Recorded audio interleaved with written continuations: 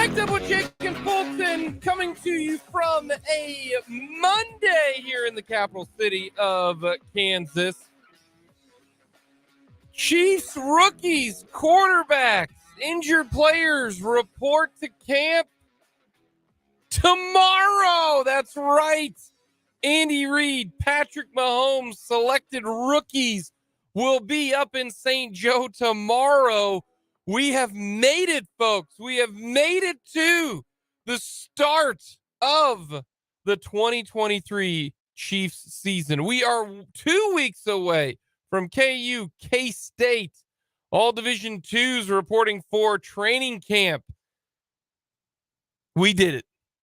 We did it, folks. We did it. So we got a lot to get to on this Monday edition. Jacob Von Fulton Caster with you. Let us know what you're feeling right now going into the start of training camp. We will start our Chiefs headlines. That's right. The second year in a row since the show's been in existence. We will start our Chiefs headlines. Full camp reports on Saturday. So that means we will get to our Chiefs headlines. Number 5 today. Number 4 tomorrow, which means then, Fulton, what happens on Wednesday? Number 3, Thursday. 2. And then Friday. 1. The number 1 headline. So we will do that. We will break that down coming up this week in the 2 o'clock hour to start the 2 o'clock hour. What we feel like is the number 5 headline going into training camp. So we got lots to get to. Hit us up on our text line, 785-272-9429. Give us a shout out on YouTube. You can watch us live on our broadcast. Very easy to get to. Go to youtube.com. Sports on 580. Very simple, very easy. Let us know your thoughts. Hit us up on our website, 580wibw.com. We will get to Royals baseball, but that's not the top story. That's not the top story because it's the second half of the season when you only win 24 games through the first half of the season. We're not going to talk about you to start things off. I beg your pardon. I shorted the Royals a couple wins. They won 27 since they won yesterday. So it is a victory Monday, but it doesn't really matter when it comes to a victory Monday.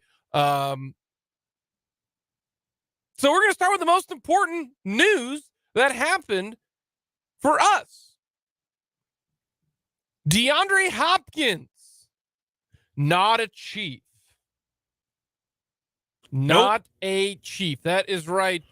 Came out yesterday on Sunday that DeAndre Hopkins is going to sign with the Tennessee Titans of Nashville. 2 years, $26 million deal. $3 million in incentives every year. So it could be up to $32 million if he hits all of the incentives. Some of the incentives he can hit, some of them I don't think he will. If he gets 10 touchdowns in a season, he gets $1 million. If he goes over 1,000 yards in a season, he gets $1 million. Those are some of the incentives for DeAndre Hopkins. 2 years, $26 million. First thing's this. Training camps are starting to approach. Chris Jones doesn't have a deal. Chiefs don't have cap space. Is this just a simple DeAndre Hopkins said, look, I got to sign, and I'm going to sign with the best deal and the most money. I can't wait on you, Kansas City, because you might not get a deal done. We'll talk more Chris Jones coming up in the 1 o'clock hour. So I gotta go with this deal. It could be that. Was 2 for 26, $13 million a year. Or maybe it's, $10 million this year, $16 million the year after that. Just too much for the Kansas City Chiefs. $13 million wasn't enough. Remember, OBJ got $15 million from the Ravens, and we know that the Chiefs were interested in OBJ. We also know that the Chiefs were interested in DeAndre Hopkins. They were. Jeremy Fowler of ESPN said the same thing. It just money-wise was not going to work. This is where I would love to know what the number was. What the number was. Was it 10 million? That is our line, right? Zero tolerance, 10 million bucks. And if that's the case, would it have been worth having DeAndre Hopkins for essentially 3 million bucks? That's what it is. If the line was 10 million per year. So instead of 2 years, 26 million, it was 2 years, 10 million. Or 10 million. 2 years, 20 million. Was that the number? And the Chiefs didn't get DeAndre Hopkins because of 3 million per year. That's what I would want to know, because to me, 3 million, how big of a deal? Or was it, hey, it's 8 million? We know that they were interested. We do, because they were interested. They were interested in a lot of wide receivers this offseason. They were interested in Juju, didn't meet the price. Interested in OBJ, didn't meet the price. Interested in DeAndre Hopkins, didn't meet the price. So it was a specific zero tolerance policy, but how much is the leeway? And the reason I bring this up is Donovan Smith costs the Chiefs to play left tackle this year, $2.7 million to the cap. If they didn't sign Donovan Smith, could they have gotten DeAndre Hopkins? Could that $3 million been enough? But the Chiefs thought, or at least the time, they didn't think that number would be 13 million. They thought that, thought that number might have been 15, 16, 17 million. But they gave Donovan Smith 3 million bucks to the cap. And to people who say, and like I mentioned, well, it's just $3 million, find a way to make it work. Don't sign Donovan Smith. Move Juwan Taylor to left tackle, put somebody else at right tackle, and you maybe have DeAndre Hopkins. That's why I would be fascinated to know what was the number. So I'm going to ask you this, Fulton. Let's say 10 million was the number, just for this point. Would you rather have DeAndre Hopkins or Donovan Smith? Because that seems to be the difference. Let's say it is 3 million. 10 million was the deal. 2 years, 20 million. Kansas City Chiefs get DeAndre Hopkins. Would you rather have DeAndre Hopkins playing at the wide receiver position, or Donovan Smith at left tackle, Juwan Taylor at right tackle, Rashee Rice, Sky Moore, Kadarius Toney, MVS? I'm trying to think of the 19,000 wide receivers that they got. There's a lot. So what would you choose? Because that's what Brett Veach could have had to choose from if that's the case. So what would you do? The answer to me is particularly simple, and it should be a quick answer for most rational people, and it's Donovan Smith. Okay. Because I will say this for the up. Because here's the thing. One, the Chiefs were never going to come close to this number. 2 years, 26, have fun in Tennessee. So, okay, and that's what I want to know. You don't think the number was 10 then? I think 10 might have been Brett Veach is being really nice. Okay. I think Brett would have preferred somewhere 8 to 9. 10 is Brett Veach, I think, being polite. They this is per Ian Rappaport of NFL Network. His base salary this year is $12 million with incentives to get to 15. They were not paying DeAndre Hopkins $15 million for a year of football. No. In not a universe was that happening. And what I find funny is the amount of Chiefs fans legitimately upset that Hopkins went to where he got paid the most. Large segments of Chiefs Twitter are up in arms that this man went to go get a lot of money.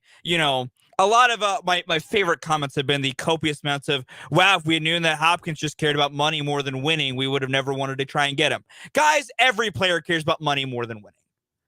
Outside of for 5. I do think there is a philosophical question for everyone. And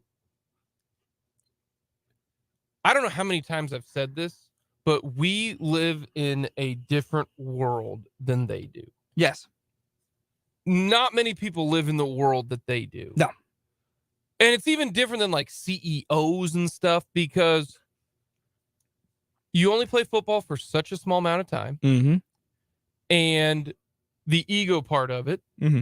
and when it comes to try to get this is the last time DeAndre Hopkins will ever get a decent paycheck. Yeah. But, and I'm not saying he's right or he's wrong, but I'm going to throw out the philosophical question. Okay. DeAndre Hopkins has made $111 million. We know that because you just missed the question the other day. I did. Bummer. He's made $111 million. Yeah. Okay. He's never won, ever. No, he's not really been part of a winning team. He's never won. Okay. No. He's made $111 million. Yep. He's now going to 2 years, 26. When it comes to the guarantees, I think the guarantees are 20 million. I think I haven't seen a guaranteed number. All I see is the incentives and all that kind of stuff. So let's say the guaranteed money is 20. Okay. So he's going to make $130 million. Okay. If you want to say this to DeAndre Hopkins, you have $130 million or you have $123 million. Is your life going to change? But you now can be a part of a winner. I can understand that from if you're not blaming him, but No. it goes down to the philosophical point of view of, and to you and me. You know what I say there? To you and me. That's $7 million. Yeah. Of course he's going to take $7 more million. What rational person doesn't want $7 million doesn't extra want dollars? $7 million? But to somebody who's already made 111, it's a little bit different. It's a smaller really percentage. Going to change Yeah. how you do things? No, I that's don't know. true. I don't know. Yeah, I don't know. and here's my thing. That from like Hopkins' side of it, no player is ever going to come out and say, I just want to go where I can get the biggest bag and set myself up for generational wealth, winning be damned. No player's going to say that. They're never going to be completely honest with us. DeAndre Hopkins said he wanted to go to a team that had a chance to win with a good quarterback. Well, he chose the Tennessee Titans, where those two criterion aren't really met. And that's the thing to me, Fulton. You hit the nail on the head I there. said when this came out, I immediately went to, this is objectively the funniest landing spot. Because he spent an offseason saying, I want to go to a winner. I want to go to a team with a proven quarterback, a high-level quarterback. Let me go play with Ryan Tannehill. And then by halfway through the season, let me go catch passes from Will Levis or Malik Willis. He said. And funnier than that, this is like the second most run-heavy team in the NFL. You think Mike Vrabel with Derrick Henry back there is going to... And I'm not trying to rag on DeAndre Hopkins. I want to make that extensively clear. DeAndre, go do you. Go get your bag. Go get your money. I don't care. And to circle back a little bit, why is the diamond spins more important? It's more important to keep 15 upright and then give 15 someone to throw the ball to. Like, I want to spend the money on keeping 15 clean. He will fix everything else. He said, DeAndre, this is the one thing that I...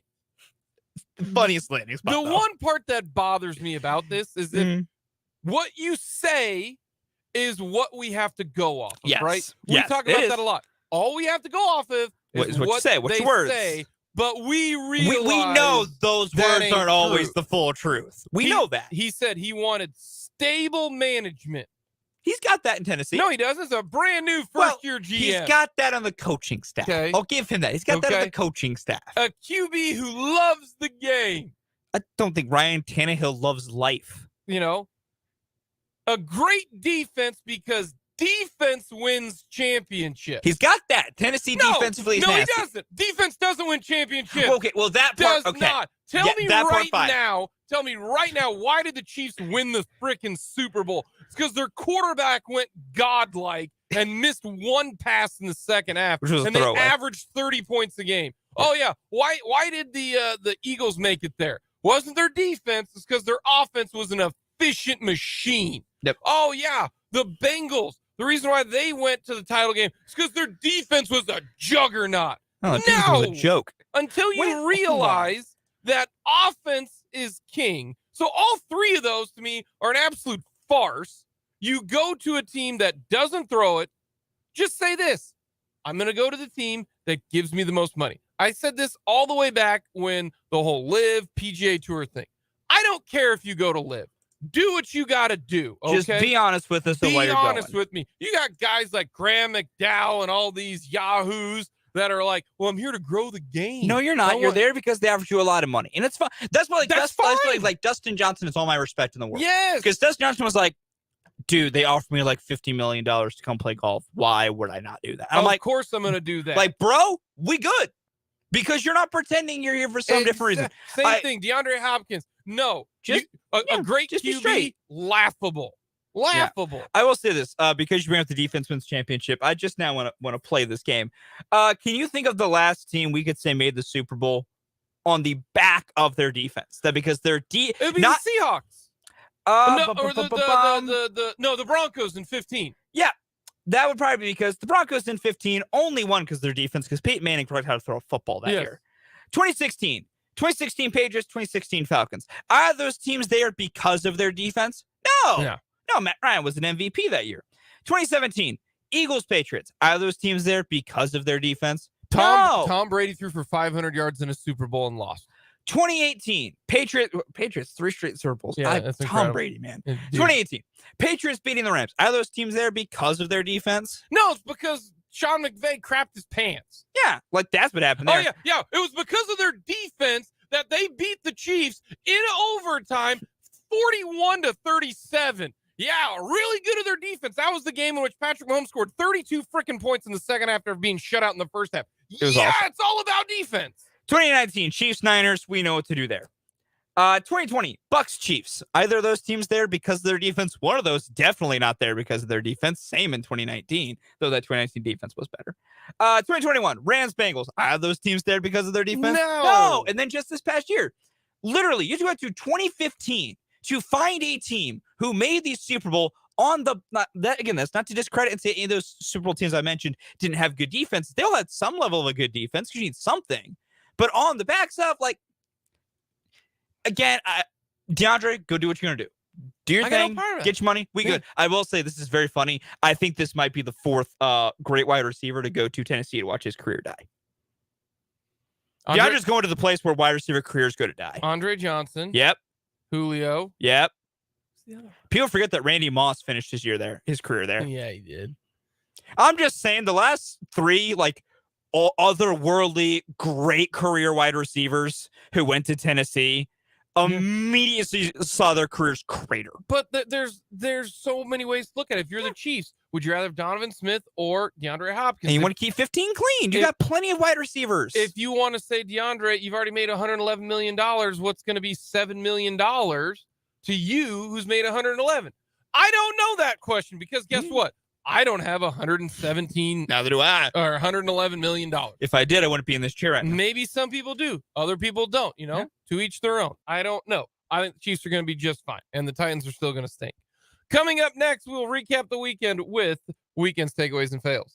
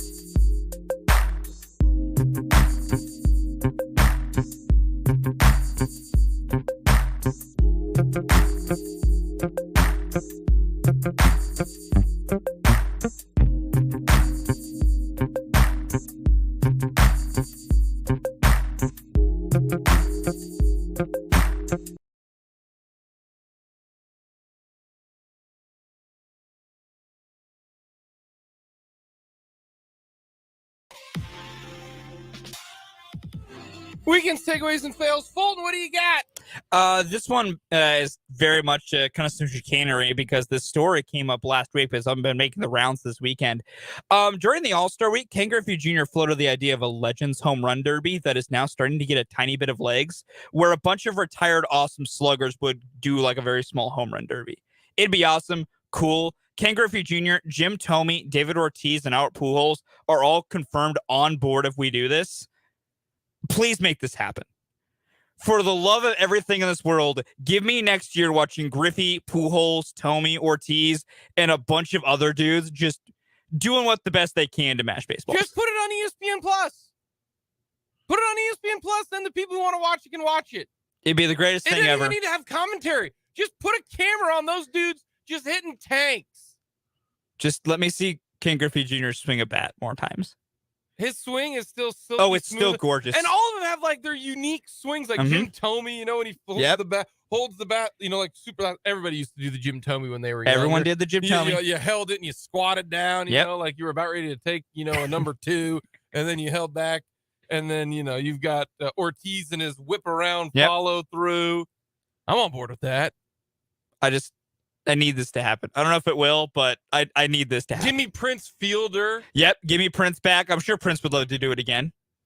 I'd be on board. I really don't enjoy him, but I mean, A-Rod probably still has some juice left in him. Figuratively and literally. I'm on board with that. Mine was some people just have it, and Steph Curry has it. Yeah, he does. He won the I'm Popular tournament, the American Century I'm Popular. It's the important people of the world, you know, the celebrities. But he's taking on everybody else, and he's got to make an eagle on the last hole. He's got about a 20-footer. And he makes a 3. How fitting. He made a 3. 20-footer, bottom of it. And he ended up the last 2 days with 3 eagles and a hole-in-one. Winners win, man. I'm just telling you. That was some cool guys to watch, just though. Good. And Rory won. That was kind of cool, too. I wish he could have hit a 2-iron, 280 yards. Coming up next, David Lesky joins us to talk about that team in blue.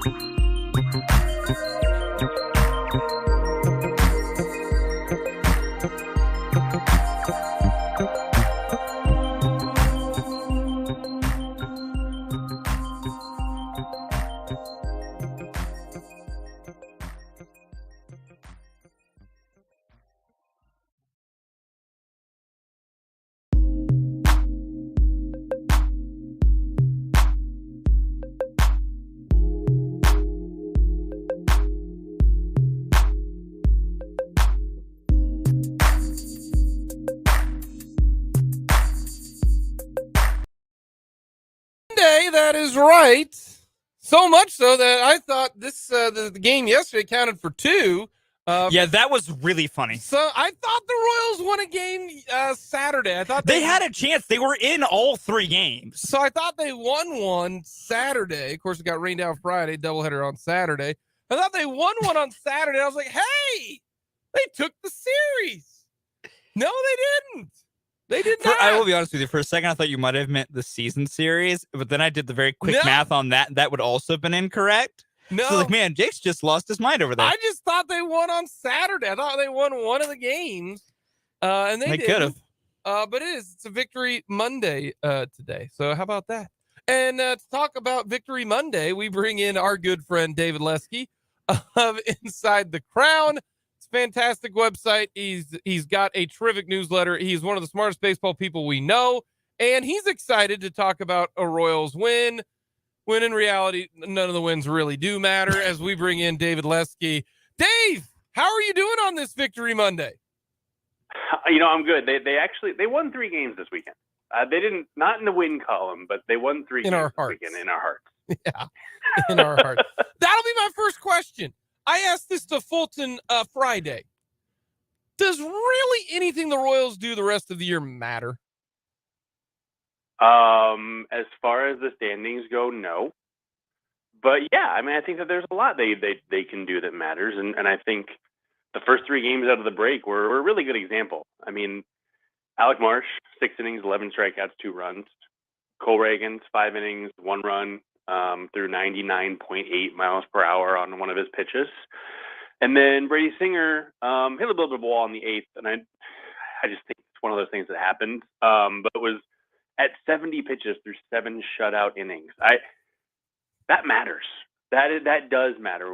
If they can find some starting pitching in their system, and let's honestly, they have a lot of options. We don't know if any are good, but they might be. And this is what the rest of the season's about. It's finding these guys who, I don't know if they're good or not, but we're going to find out. That's what it's about. And yeah, so I think there is a lot of value to that. And I joked, but they lost 2 games on Saturday, but I felt better about the Royals going 0-2 in a day than I did when they won a Jordan Lyles start a couple weeks ago. like that doesn't matter. But Alec Marsh and Cole Reagans pitching really well, that does matter. That's very important for the future. If they're going to get on track anytime soon, they need games like that, even if they lose at the end. So going forward, will you know a lot about, one, the management, the front office, because guys like Alec Marsh should get to start, the rest of the year. Like, I don't know about Cole Reagans. I really don't. I don't know if he's a guy for the future. That's why I'm asking you. That's why I asked Fulton, because you sickos know that kind of stuff. And I mean that in a very positive way. Like, I mean that as like you're smarter than I am. So should Lyles he's the long relief guy in case one of these guys stinks, then you play him, because he's doing the Royals no good this year nor next year by pitching, because at this point in time, we got enough guys out there innings to eat innings. And if one of them stinks, then you throw Lyles out there. So does Marsh deserve to start a couple games in a row? I didn't even know Cole Reagan, to me, I thought he was a NASCAR driver, and now he's throwing 5 in the 3rd innings. So, like, does he deserve another shot over Yarbrough? Does Yarbrough deserve to keep starting? Is he a part of the future? Those type of questions. Yeah, so I think there are 2 answers. The first answer is what happens through August 1st. And then the second answer is after that, because the trade deadline this year is August 1st. I don't have a huge problem with them running Jordan Lyles out there every 5th day until the trade deadline. I don't think they're going to be able to trade him. But I've talked to a couple people. Teams will acquire Jordan Lyles. I mean, it's crazy, but a lot of teams simply just need a guy to go out there and give up 4 runs over 6 innings. And a team that can absorb that with a good offense, maybe that's valuable to them to not have their bullpen just absolutely wrecked, because Jordan Lyles can go out and give you 6 innings. He may give up 4 or 5, but look, if you're going to score 6, who cares that he gave up 5? You won the game. So there is some actual value there. You're not getting anything for him. It's bad. Look, like I said, I don't think it's going to happen, but I've talked to people in other organizations who say, yeah, we'd take Jordan Lyles if the Royals paid their 2024 salary. I go, oh, okay, that's interesting. That becomes noteworthy, I guess. So I'm okay with these guys going until then. But assuming that you've got 5 healthy starters under the age of 30, there is no reason for Jordan Lyles to make a start after the trade deadline. There just isn't.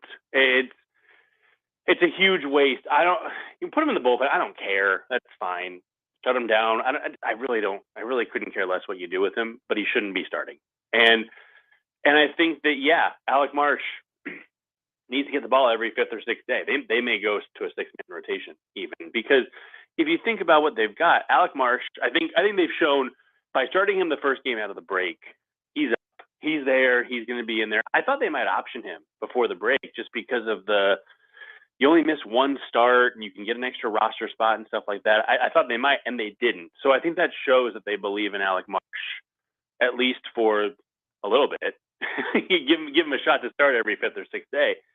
But they've also got Brady Singer. They've got Daniel Lynch, who has been solid. And there's some peripheral concerns with his strikeout rate and all that, but the numbers have been solid. You got to get him out there every 5th or 6th day. We saw Cole Reagan. He looked good. They sent him down. That's a procedural move. He's the 27th man. There's no reason not to send him back down because you don't have to follow option rules, all that. Angel Serpa is activated from the 60-day. He's in AAA now. They've got, I'm blanking, I'm missing people, I'm sure. But, I mean, they've got some options there. So, you know, if they continue to run out Jordan Lyles every 5th or 6th day, they've done something wrong, in my opinion, assuming that they've got guys who are healthy enough to pitch.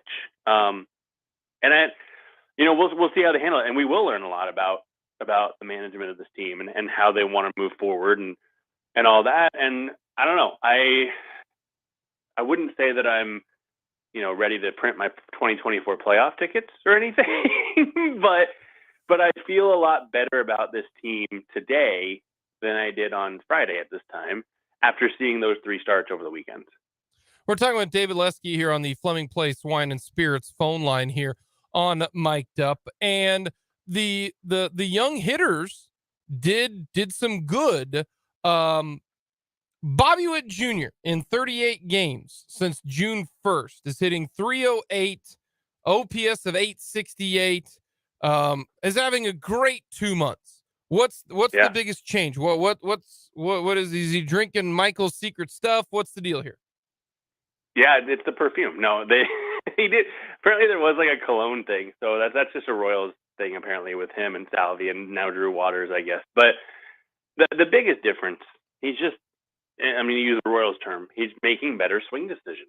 He's not swinging at pitches that he shouldn't be swinging at as much. He's obviously taking more pitches. I also think he's done a better job of being prepared at the box. I mean, there was that at bat yesterday, the triple that he hit. He fouled off a couple pitches, maybe 3. I can't remember how many it was, but he fouled off some pitches that I thought 2-ish months ago, he's down on strikes at some point in that at bat before he gets to the pitch he can triple on to dead center. And that's a big difference over the last 6 weeks for him. He's swinging at better pitches. It is such a simple concept. It's not easy to do, but it's so simple, and the results are there. And then you add in his base running and his defense, which has been really good. And you look up and you're going, okay, it's 6 weeks, 7 weeks, whatever it is, but he has been a star over these past 6 or 7 weeks. And you start to think maybe this is where it turns for him. Maybe this is where he goes from being a competent big leaguer. I mean, even in his struggles, he was a 2 or 3 win player, which is, there's a place for that guy on any team. But he wanted more, and over these last few weeks, he has shown more. It's got to start somewhere, and nothing I've seen says, okay, this isn't sustainable. The only thing that can make it unsustainable is if he doesn't maintain the approach, which has been the big difference for him.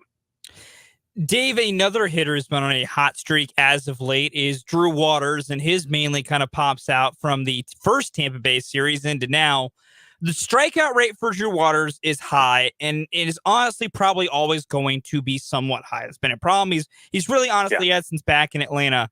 But when everything else clicks, in the way he's looking right now, taking the strikeout concerns out of it, is everything else he's showing something you think is sustainable? And could the Royals have found potentially their somewhat solid and dependable center fielder of the future?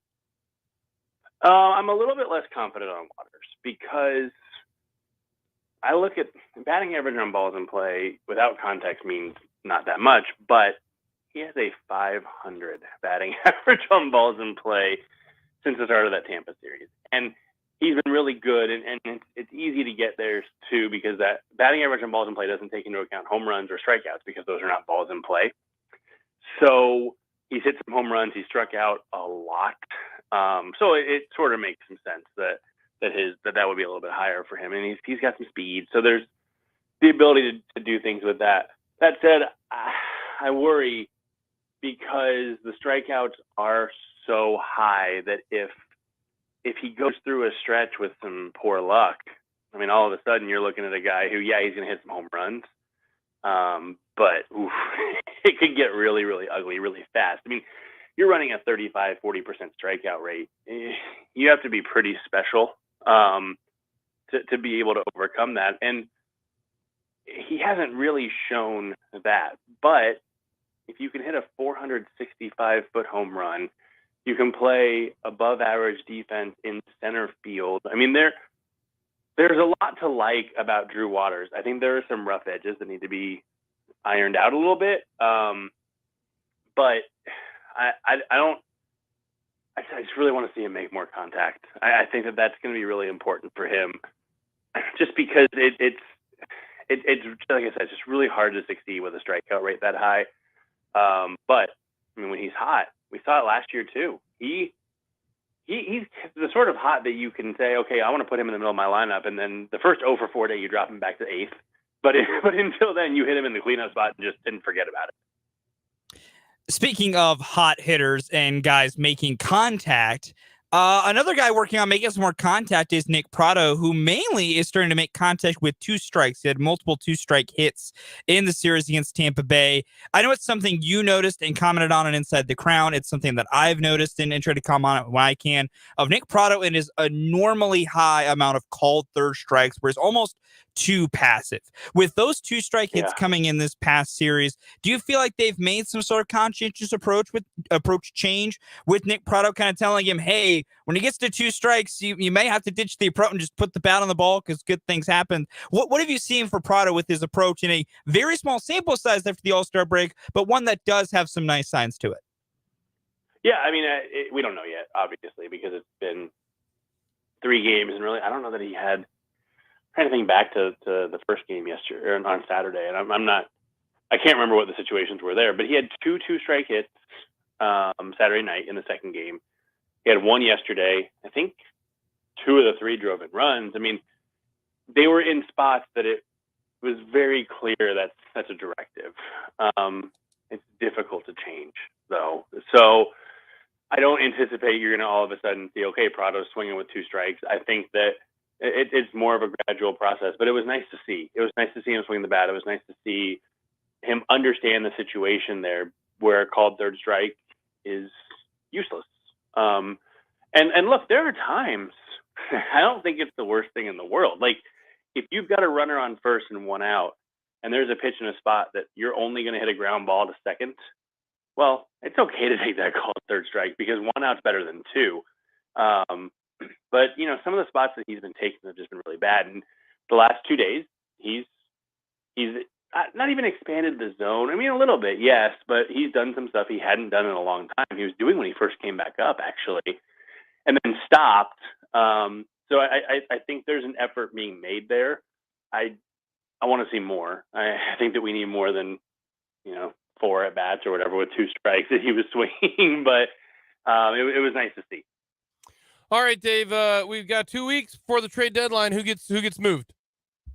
Scott Barlow. I'm pretty sure gets moved. The rest is interesting. I don't know. I thought Edward Olivares would. He's on the IL. Tough to move him. I think Nicky Lopez gets a lot of run there. I wouldn't be terribly surprised if Taylor Clark still gets moved. It's not going to be for much, but I think he could get traded. Otherwise, like I said, I don't think I'd be like on the floor surprised if Lyles gets traded, but I'd be pretty surprised. They just don't have a lot to move, unfortunately, and so I think that's going to be about it.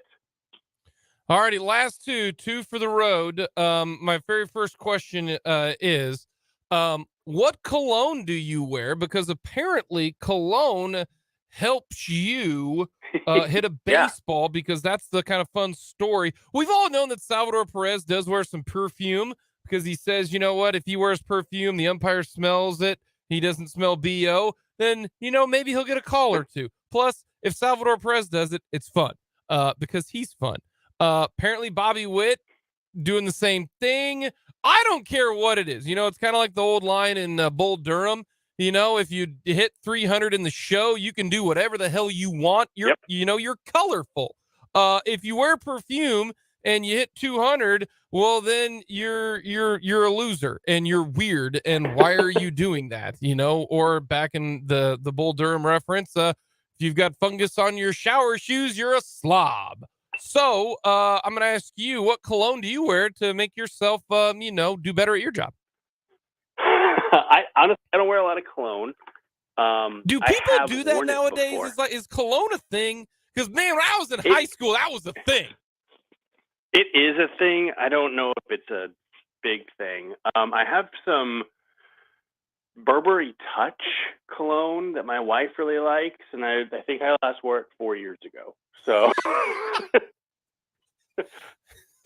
I didn't know if that's like a thing or not. Like, do you wear cologne? I don't know. I don't even. I haven't worn cologne in Lord knows how long at this point. I put on deodorant every day, though. So yeah, very much. Like, I'm conscientious about my smell. Yeah. So but it's like I have to walk out of the house wearing deodorant. I can't. I'm hyper aware if I got any sort of a stank on me. Fact, but I don't wear cologne. Fun fact: I found a new deodorant. It's the spray deodorant. Good. Yeah. Good Oh, yeah. Good stuff. I'd recommend. I tried on the So spray much deodorant. better. That stuff's legit.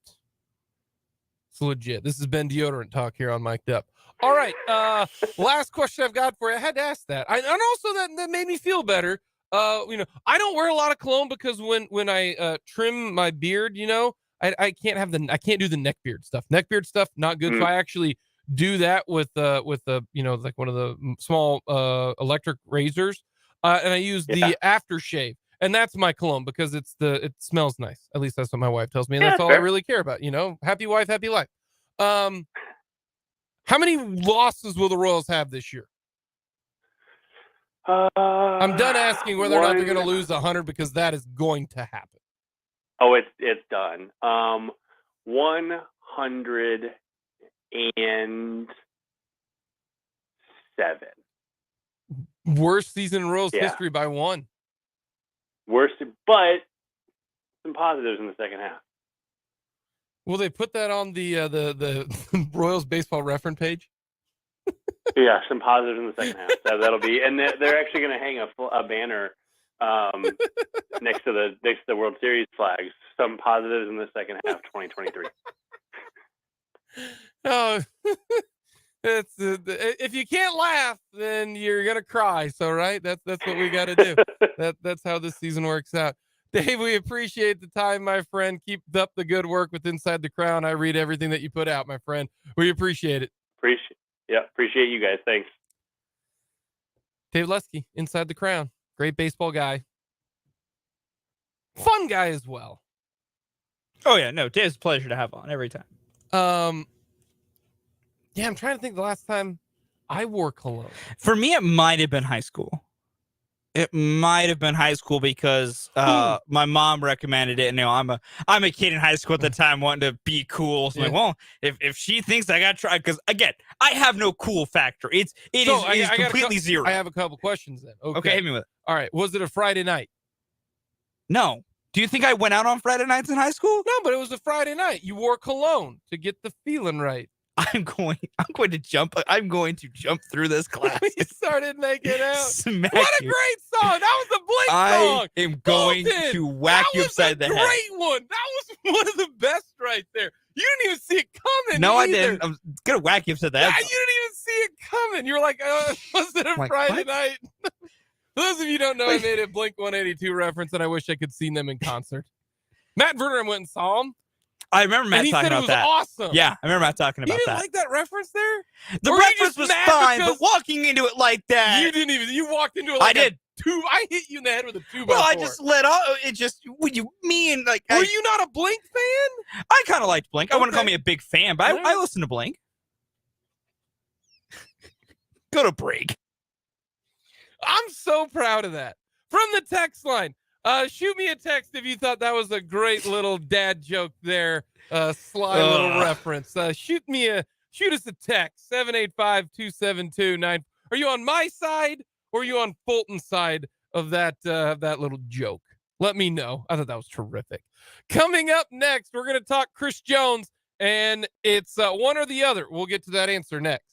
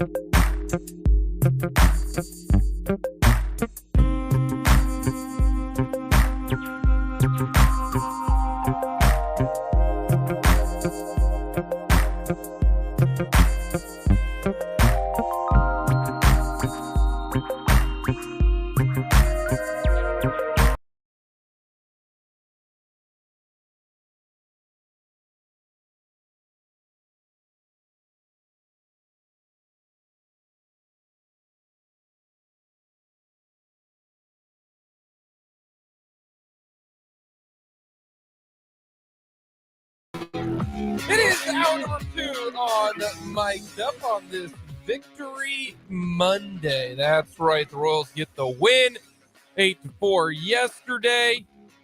They take on the Detroit Tigers coming up today. 7:10 first pitch. Royals and the Tigers. Jordan Lyles starting for the boys in blue. Matt Manning, made up name. He's actually been pretty good this year. For the Tigers. We'll get to some more Royals coming up at the bottom of the hour. We might give away some Royals tickets, right? They won a game, feeling good. Bob Witt's crushing the baseball. Melendez actually hit a baseball. That's fun. I still think MJ should go to Omaha for a little bit. That's fun. We will get to some of that. We will get to our number 5 headline going into Chiefs training camp. Andy Reid, Patrick Mahomes will meet with the media tomorrow up in St. Joe. Mahomes been on a fun run. Went out to Vegas for the match, then went to Montana for a vacation, then went back to Tahoe. Been having a good time. It's good to be Patrick Mahomes.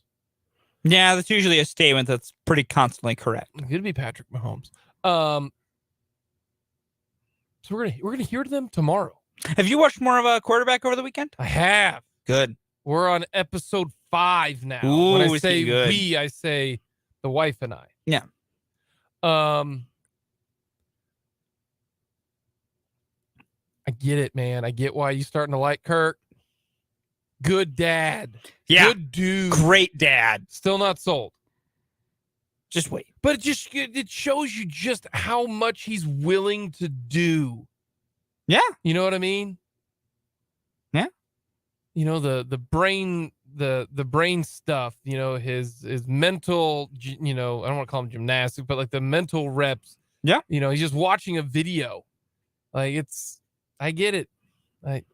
And the beating that they go through. Yeah. The sheer The fact that Kirk apparently played all last season with, you know, busted ribs and not a single report was ever made of it. Gosh. So technically that's not good if you're the Vikings. Not really. Because that's a rule. You have to report that in the injury report.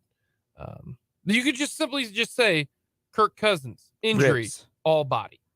You could. Entire Honestly, you body. could.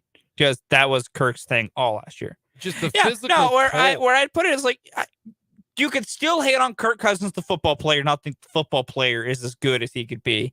But man, you just come away from that series just loving Kirk Cousins, the dude. Also, Justin Jefferson is awesome. The more and more Yeah. you watch Justin Jeff is cool. yeah, And just a good, so he's a good kid. He's so good. So it's been fun. Yep. But you're starting to also see why people are going to like Mahomes, I think. Yeah. I think you're going to start to the generic. That's why I told you guys, one of my wife's friends who's, you know, not a huge football fan said that she's going to come to Kansas City for a game. And of course, she'll, you know, my wife's all aboard that. Hey, come hang out. Yeah. Stay the night. We'll make a weekend out of it. So Your wife and being excited that a friend would come to town to hang out. Yeah. That is so surprising. yeah, so it works I'm out just great. stunned. Works out great. Kelly, come on down. She's fantastic. So we got, we'll break it down more because we'll try to watch 2 episodes tonight. Maybe we'll talk a little bit more about it tomorrow. Hey, I got what? Have you watched 5 yet? No. So we got 5. So we got 4 more. Okay, you're halfway through. We're halfway through. Yep. We just got done We have with 4 hours of content left. just got done with the Vikings and Bills part. Wild game. Mariota's playing well. Here comes the free fall.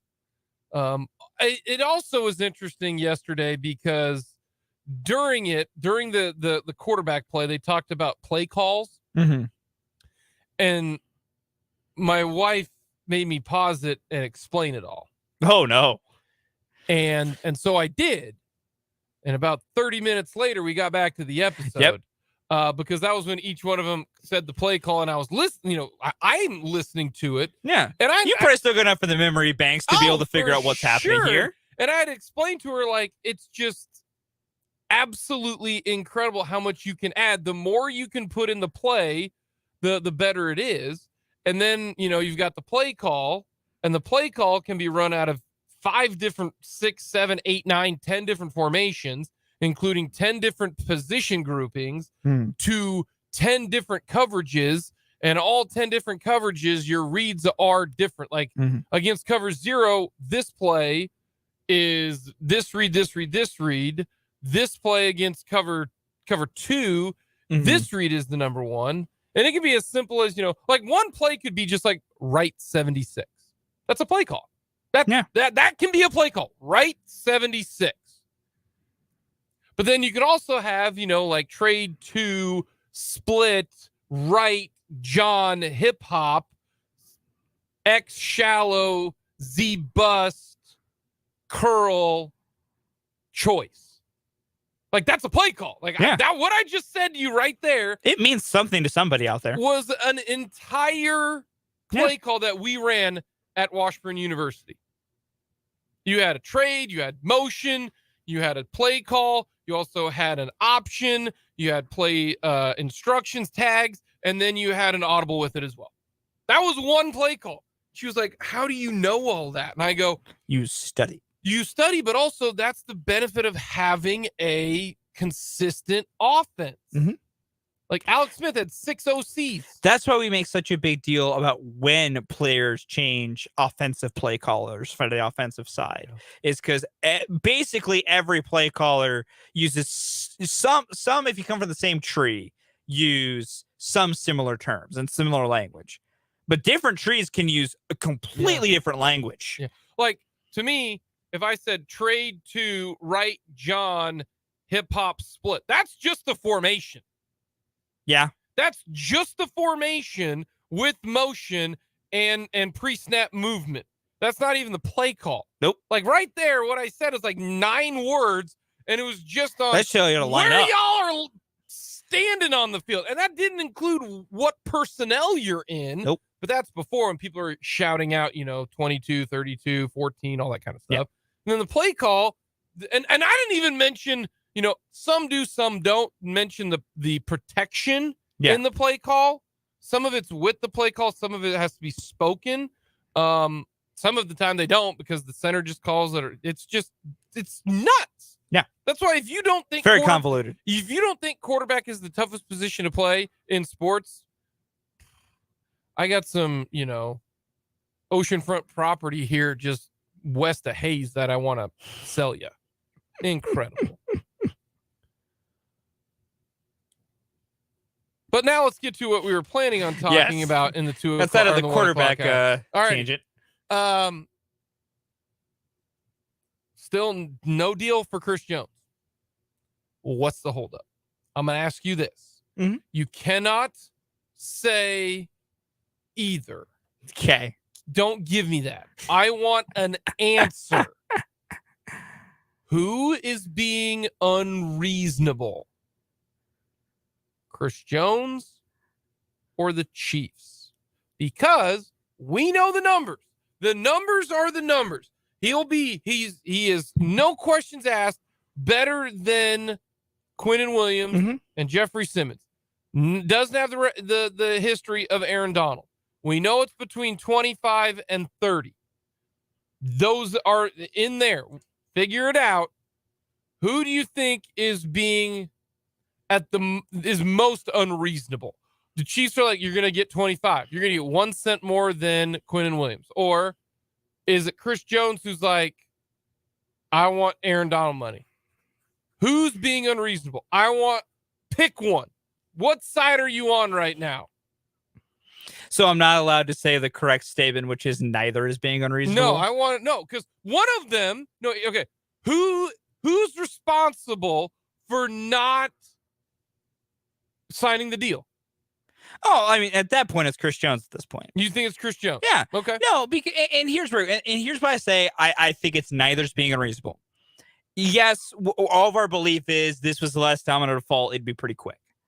I was of the belief. I honestly thought by today something would be done. It's been what 3 days? Yeah. As much as the simple the framework is itself usually relatively simple, as much as the baseline, I said the baseline's 4 on 100. That's the base. From there is where they go into their negotiations. I don't think we can necessarily say someone's unreasonable just yet, because they could be really close on a base, and what they're maybe hemming and hawing over is some minor language things, or maybe Chris just wants an extra year the Chiefs don't want. It could be something as simple, which at that point, I don't think either side's being unreasonable. That's where, I definitely think if there's a holdup right now with Chris Jones, I think the minute the Quinnen Williams deal got done, Brett Veach was like, all right, let me reach back out to Chris's guys, haul out the Katz brothers, and go, all right, Quinnen's done. Take a look at that. And maybe Brett Veach said, hey, you guys take a look at the Quinnen Williams deal. Let's get all the facts out from that, including all the guarantees, how it's structured, so what it looks like. Take a couple days. Maybe today was the first time they've met about this whole deal. Maybe they didn't meet all over the weekend. Maybe Brett Veach told the Katz brothers, you have the entire weekend to craft an idea based off of that structure. And let's start hammering it out today.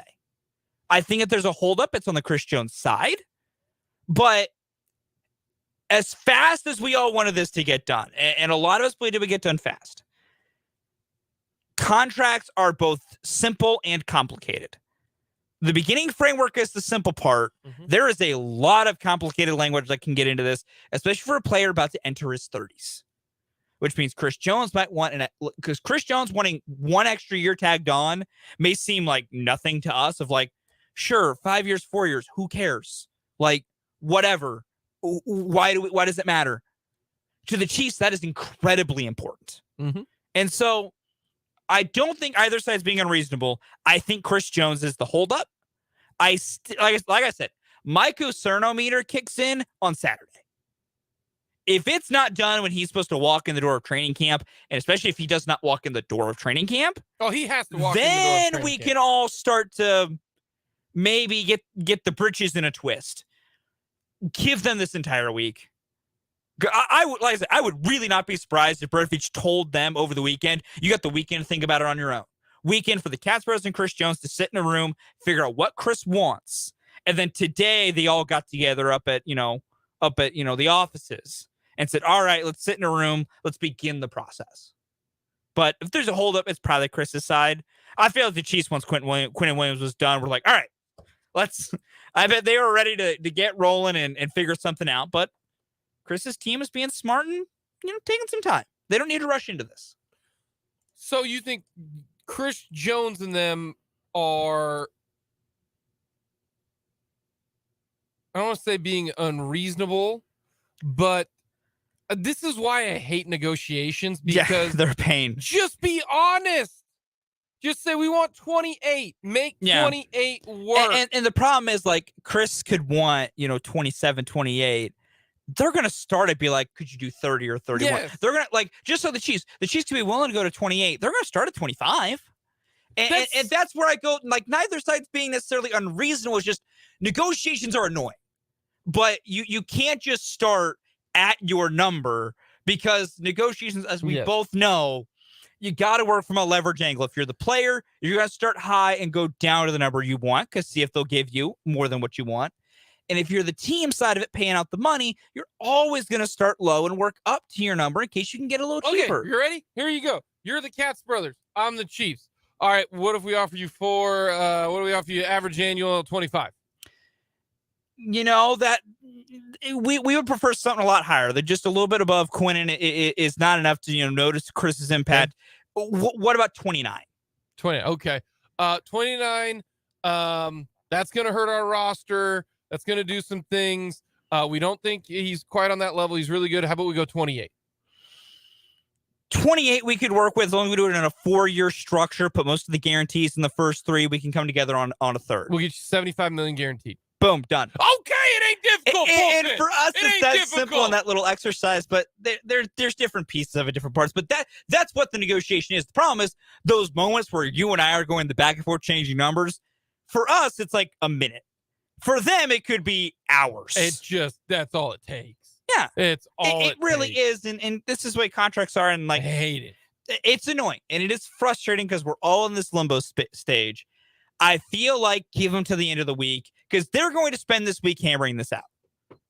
That's what this week's going to be, is Brett Veach, whatever personnel he needs with him to compose his side, Jones and his representation, they're all going to sit in a room multiple hours every day and figure this out. I mean, maybe Chris isn't in the room because he just wants the cast pros to do it for him, but whatever. But if there's a holdup, it's probably Chris's side. But I also don't think the Chiefs are just being and the Chiefs. We mentioned this in the 1 o'clock hour with the whole DeAndre Hopkins situation. Is if you can get him for 25 instead of 28, that's $3 million of cap space that you're going to have. Yeah. $3 million of cap space can get you Donovan Smith. Yeah. So which is why the not Chiefs might nothing. be a tiny bit firm and trying to stay under their number. That's why I think this is all on the Chiefs.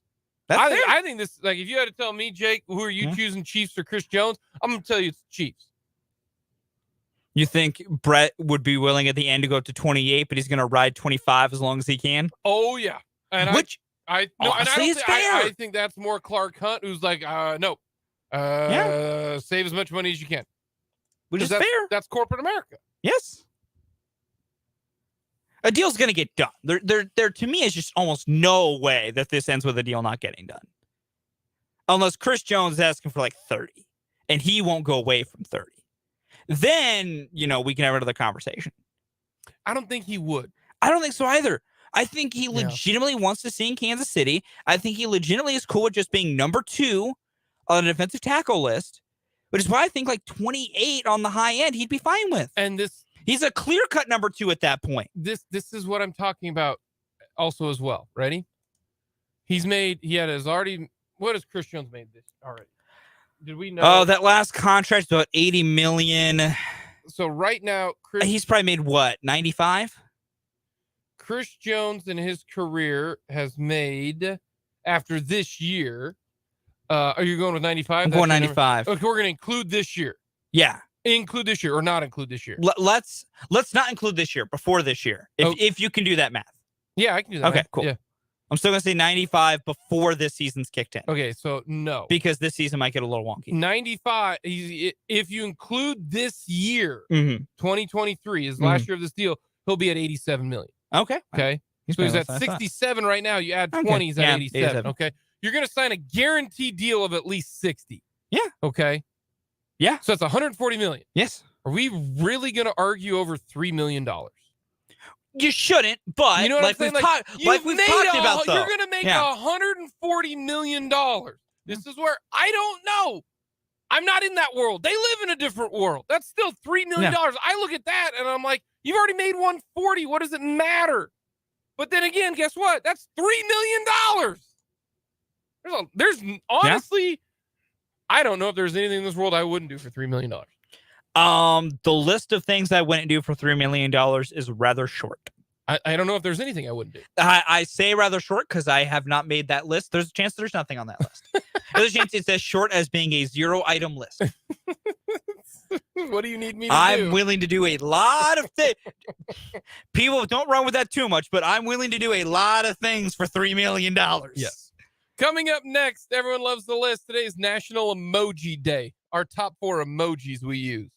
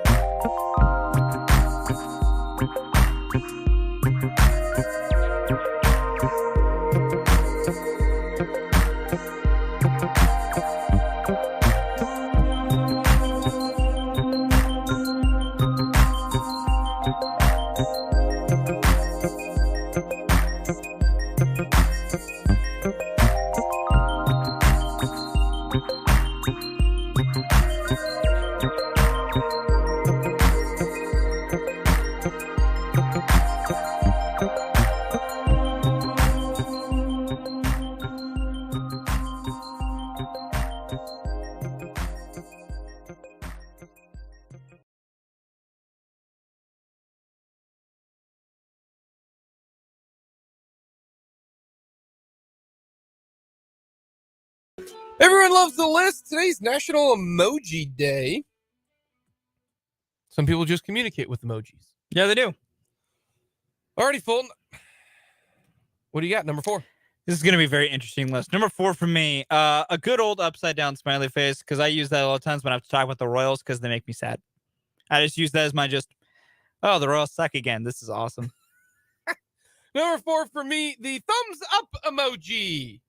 Thumbs up. Very simple. Very easy. Number 3 is the thumbs up, because it's a lot shorter than just saying you got it to some text. Just thumbs up. If I need to be quick, I'll hit you with that. Number 3 for me is the shocked face emoji, the one with kind of the little red cheeks, and it's like, yeah, feel you. The shocked face emoji. Sometimes I do that when, somebody sends you something that's just ridiculous and you're like, what? Yeah. Instead of typing what, you're like, oh! Yeah. That's what I feel like that emoji says. That's fair. Oh!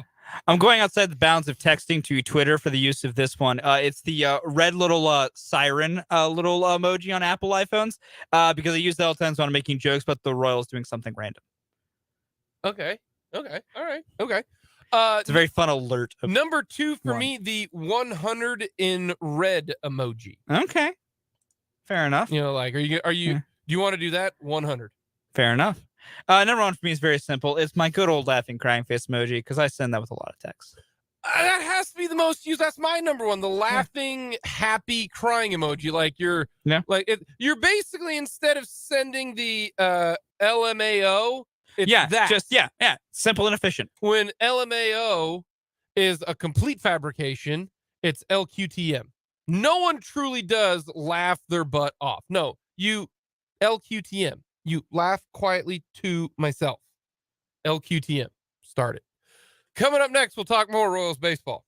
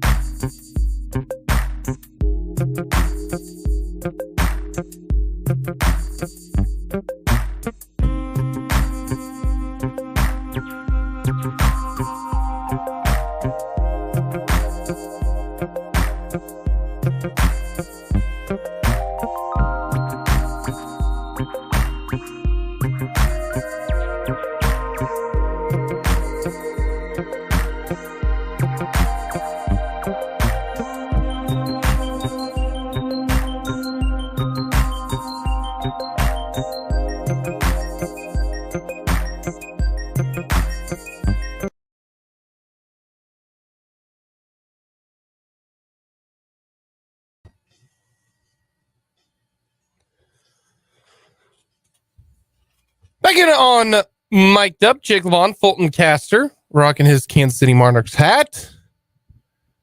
With you on this Victory Monday. Royals in action tonight, taking on the Detroit Tigers.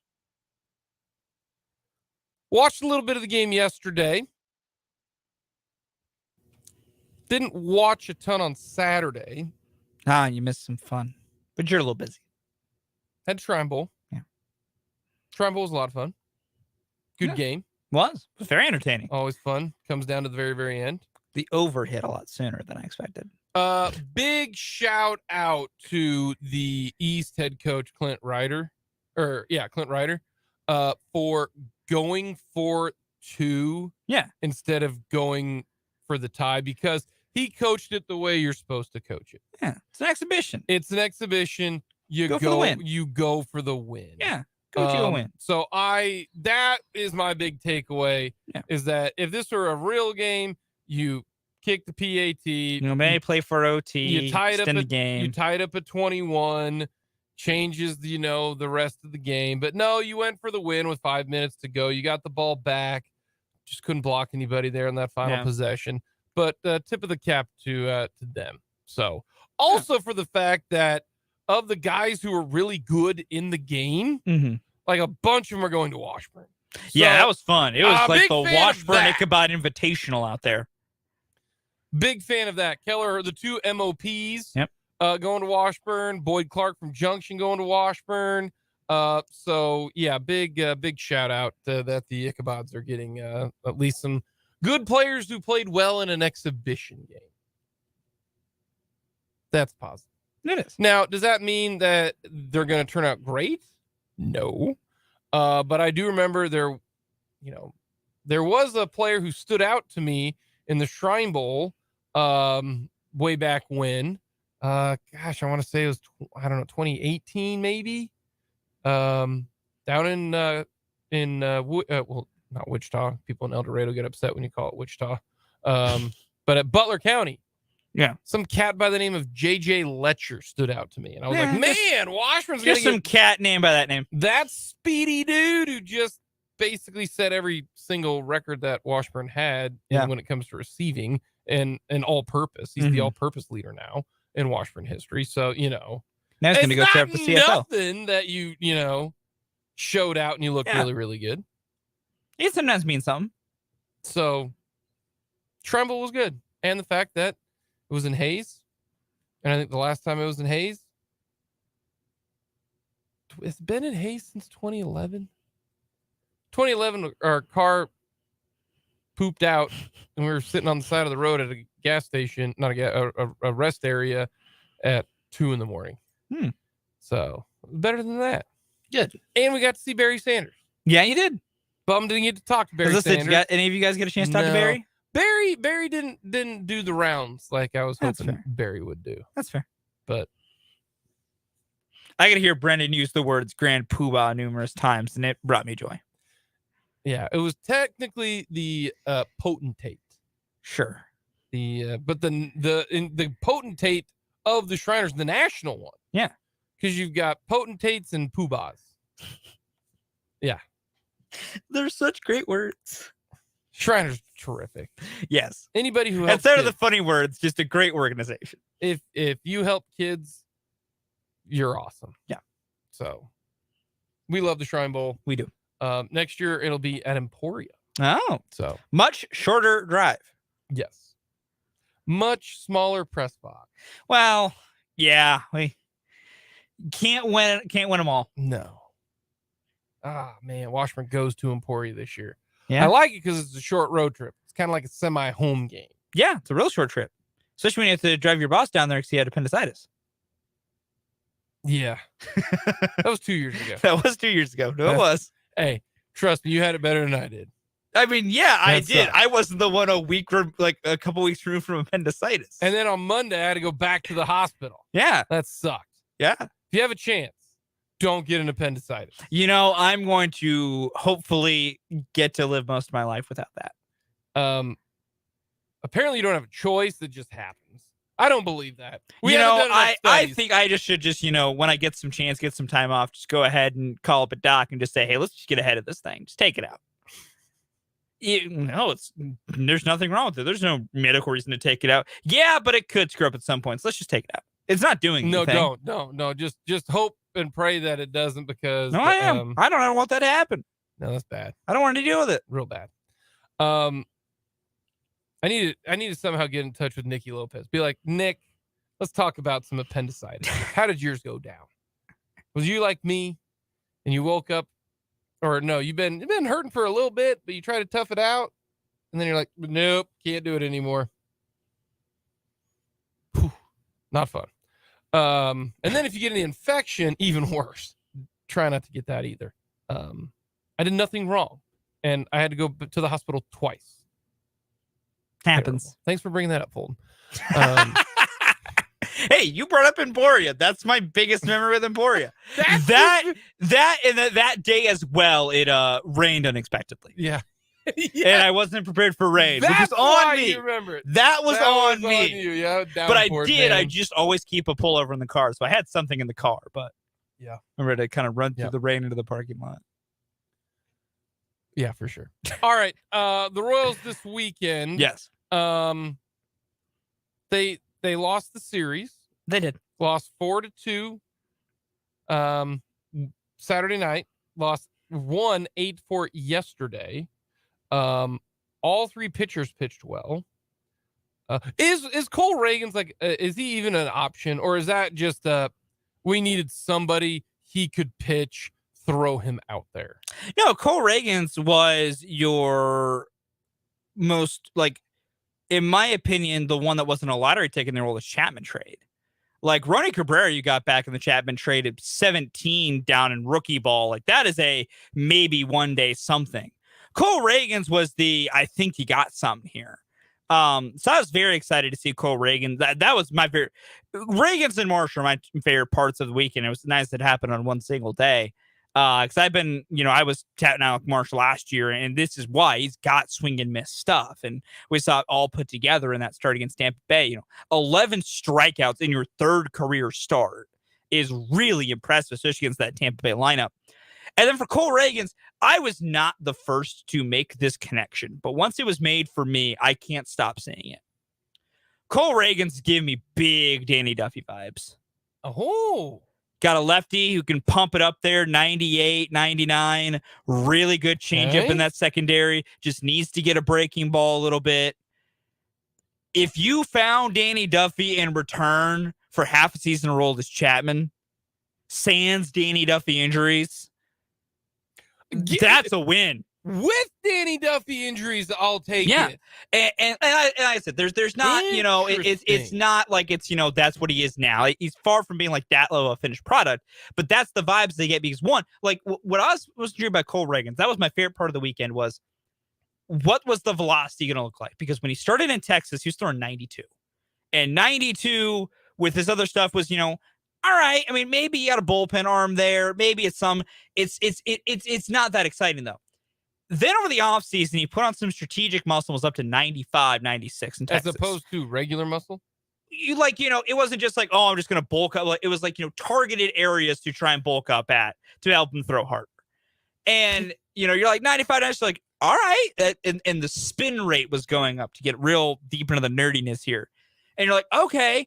And then he gets to Omaha after getting traded, and he's consistently throwing 98 for 5 straight innings, high spin rate. You're like, is that the gun in Omaha?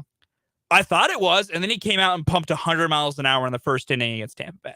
So are we talking maybe it's the guns in what I'm thinking is Cole Reagans has found a way to put a lot of life to the fastball, which this Spencer Strider had, and I'm going to paraphrase Spencer Strider, the great pitcher for Atlanta, the only 2-pitch pitcher that can actually be a starter because his fastball and his slider just you can't touch them. That good.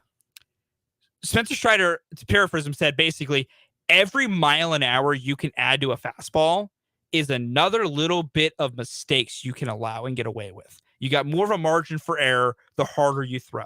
92, you ain't got a lot of margin for error. 98, 99, you can get away with some things because it's hard to get up to. And so I am of the belief I would like to see more Cole Reagans starts. I think there is a big league starter in there. What level it is, I don't know. He still needs to flesh out a breaking ball. I think you got to shelve his cutter. He throws it not a lot. It's basically a fourth pitch. But unless it's, up at the 95 velocity, it is like a BP fastball, essentially. I think if you just turn that into a slider, got him throwing fastball, changeup, curve, slider, you got yourself at least a number 4, number 5 arm. I really like what you could get out of Cole Reagans. I hope he gets to come back up soon. I hope we see him Thursday. I don't know if we will.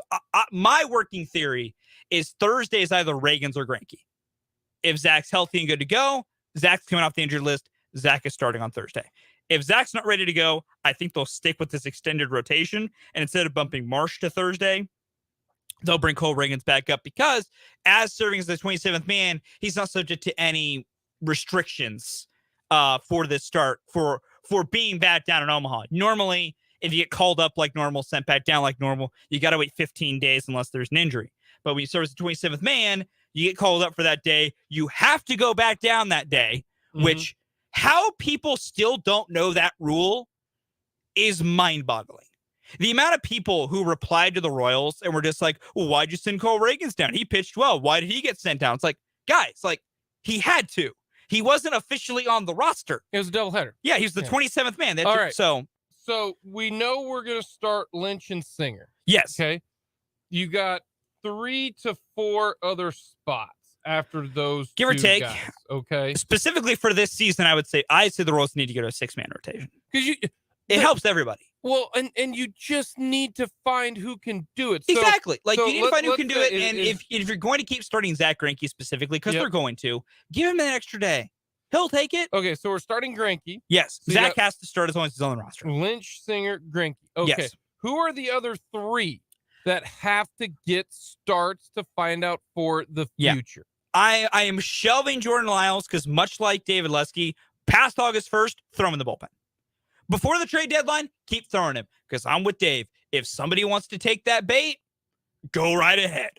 But after that, shelve him. So he's out. For me, it's some combination of Alec Marsh, Cole Reagans. Let's see, Marsh, Reagans. I like to see Cox get a couple more. I think I'm pretty sold on he's just a bullpen piece. Okay. But I would like to see a couple more, see if he can maybe change some things up. Those 3 immediately, I want those guys to get some run. Some guys that haven't been up yet that I want to see get run. I'd like Angel Zerpa to get some run. Because I've liked him before the pitching changes have been made. Now I want to see what he looks like post-injury with the new changes. I think there might be a number 5 starter in there, or at least a bullpen arm. And then I'd like to see Anthony Venzaino and Drew Parrish. Those are 2 dudes pitching in Omaha right now that have yet to get a look at the big league level. Anthony Venzaino is the one that intrigues me the most because prior to last season, had low ERA, a lot of strikeouts, hard throwing lefty, like mid to upper 90s lefty, good secondary offerings. Then last year, he lost everything. Like walk rate exploded, ERA was 7 to 8. He was doing nothing right. The new staff came in. They brought a lot of new techniques, this is just a sidebar shout out. AnyRogersNW.com did an entire piece on the Royals revamping their pitching development and how that started in spring training. Great piece. Really lets you know what the Royals are doing differently. And part of that was some training exercises that got Venzaino's mechanics back in sync and got his body listening to itself again. His ERA, I think, is still sub 3 at AAA. I'd have to double check, but he's been pitching well at Omaha. Those are probably for those final 3 spots, I guess, in my 6-man rotation. There's about 6 guys there. Okay, 5 to 6 guys. And that's why I bring that creative. Up. Who gets to get all these innings to find out if they can do it, right? Because my question is, does it all matter? Well, find out going. You got to find out what pitching you have in the system. And that is your plan. As long as you have a plan going into a season. Your plan next year is, okay, we've got Singer, we've got Lynch, we've got Marsh, and we've got, someone else. So we've got 4. Yep. We need 8. What are there 8 guys that we can do, right? And if they suck, then they suck. But you actually have to put something together. And so right now, they're going to throw Lyles today. Yep. And they're going to throw Yarbrough on Wednesday. Where does Yarbrough fit into all of this? Did he sign a 1 or 2? He's a 1-year contract. He's only here this season. Then he is put him in the bullpen. Well, he is done for. I do not care. And that's both of them are. I'm cool with it till August 1st. Because if some team says, hey, I want to rent Ryan Yarbrough for 3 months to give me a long relief arm or a veteran dude that I can have be a swing man. Someone wants to give me that for like their random 20-year-old at high A who has some nice peripherals but is struggling. Mhm. Sure. Like veterans, Okay. as far as the starters go, veterans until August 1st, I do not care. Because the more veterans pitch till August 1st, the more chance somebody might ask. I'm not saying someone will take Yarbrough or Lyles. I'm not saying it's likely someone does. But until August 1st comes and goes, you are technically promoting guys that could be traded. After August 1st, Lyles and Yarbrough need to go to the bullpen. You don't need to start either of them. I'm cool if they want to sit in the bullpen and be occasional guys you throw in for mop-up duty. I don't care. I care less about getting young guys to look out of the pen. A good role. They could mop up the bad starts of Marsh and so. So they technically have a role. Like do their job. Yeah, their job is if the young innings. guys can't do it. Like, and that's why I want to see what it is. Because cleanup crew. let's say you identify after this season's over, you got 4 dudes who you feel confident can be in the rotation. Like, let's say you're confident I could live with my rotation trying to get the bulk of the starts being somehow Singer, but he did look good the last time, so maybe there's something there again. Singer, Lynch, Marsh, and I'll go with Reagans because he's just on my brain right now. Let's say it's those 4. You're like, I'd be cool with Venzano or Parrish or Cox or Zerpa. Go buy somebody. Well, no, that's my point. Like, I'm cool if those guys fill out in emergencies. Yeah, okay. Go get me 2, because then one of those 4 I just named, they're not used. They're my number. They're my 6. Mm-hmm. They're my 6 of the 5. I make a 5. And then now, with a combination of a bunch of young dudes who, do I want to lean on them for 30 starts in a season? Hell no. But if someone got hurt and I need you to give me 50, because we haven't talked about it. Chris Buich gets back from the Tommy John next year. Like, he was looking good. I know it was 3 starts. But I don't even know if he'll be back quickly, though. Because I know. a year and He'll a be half. back. Tommy John, unless bad setbacks, year and 3 months. But so, like, at some point next year, he's probably back. So that's a different conversation, a different math equation. But if you have 3 dudes that you feel confident to be like, if I needed 10 to 15 starts in a real bad pinch, I got them. And I got 3 dudes I'm cool with making 30 starts. Go get 2 dudes in free agency you can think to spearhead this thing. I'm not, as I said before, I'm not saying that this is a path to the Royals being competitive. They are still a lot of steps and hoops to jump through to competitiveness. It makes them watchable. It makes them not putrid every night if they can pitch. Cole Reagan. Yeah. When I saw the name Cole Reagans, I thought this dude is a huge Kurt Busch guy. He's from Asheville, North Carolina, loves NASCAR. Like, Cole Reagans where's he from? I'm actually finding that out right now because you said that. Be from, he is from Florida. Charlotte. He's from Florida, Tallahassee. Big Kurt Busch or, Harvick fan. And the thing that I like about Cole Reagans is 25. And he loves NASCAR. He might. I mean, he's got the mustache to go with it, too. See? But that's his name. If I were to say, Cole Reagan, big NASCAR specifically, from Crawfordville, Florida. There you go. Coming up, we will get to our Chiefs headlines going into training camp. That's right. We are inching closer to it. That over and proper reaction for the weekend coming up here on Mic'd Up.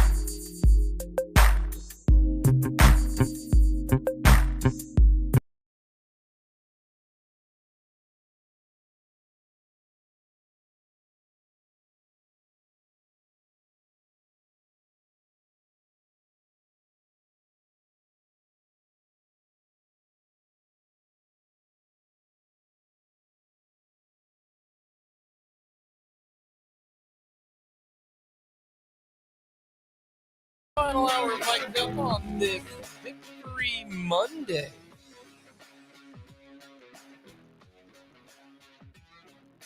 Mic'd up with Jake and Fulton with you, leading into 580 Sports Talk. Then we've got Royals baseball, 7:10 first pitch, 6:30 pregame coverage as they take on the Detroit Tigers. We'll talk a little bit more Royals baseball in just a little bit. Overreaction, proper reaction. But tomorrow we hear from Andy Reid, Patrick Mahomes, training camp. They're speaking around 1:30, so we'll try to get that at 1:30, but it might be more so in the 2 o'clock hour if we can get Patrick Mahomes and Andy Reid. And then everybody else starts filing in coming up on Saturday. So we will get to all of that coming up this week on Mic'd Up. But with it being training camp starting up, it is time for our Chiefs headlines, where we go through the top 5 headlines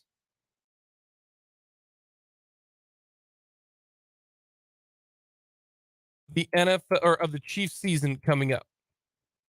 Very simple, very easy. We try to put together our Chiefs headlines. I will tell you this. I have mine from last year. Number 5, Andy Reid and how the offense will operate without Tyreek Hill. Will the Chiefs offensive line turn dominant? Wide receivers and how they respond. Number 2, the rookie secondary. And number 1, the pass rush. Chiefs headlines going into 2024. Number 5, Fulton. What do you got? For me, it's a lot lower on the priority list this year because I just feel more confident in it. But what does the defensive line rotation look like? Not necessarily the performance. We know Chris Jones is going to be in there. We know Charles Omenihu is probably going to get a lot of run. Same thing with George Karlaftis. But what does the rest of it look like? Who's lining up where? Who's getting the majority of the reps? Do we see Mike Dana take a bunch of those? Does Felix Udiki Uzama all of a sudden come out of nowhere and starts taking a bunch of reps?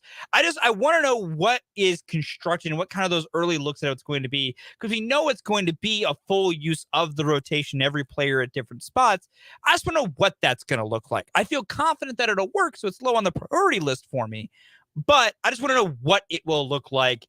Who goes where, who's used primarily at what spot, and just how it all comes together and what becomes the best kind of rotation and collection you can put together.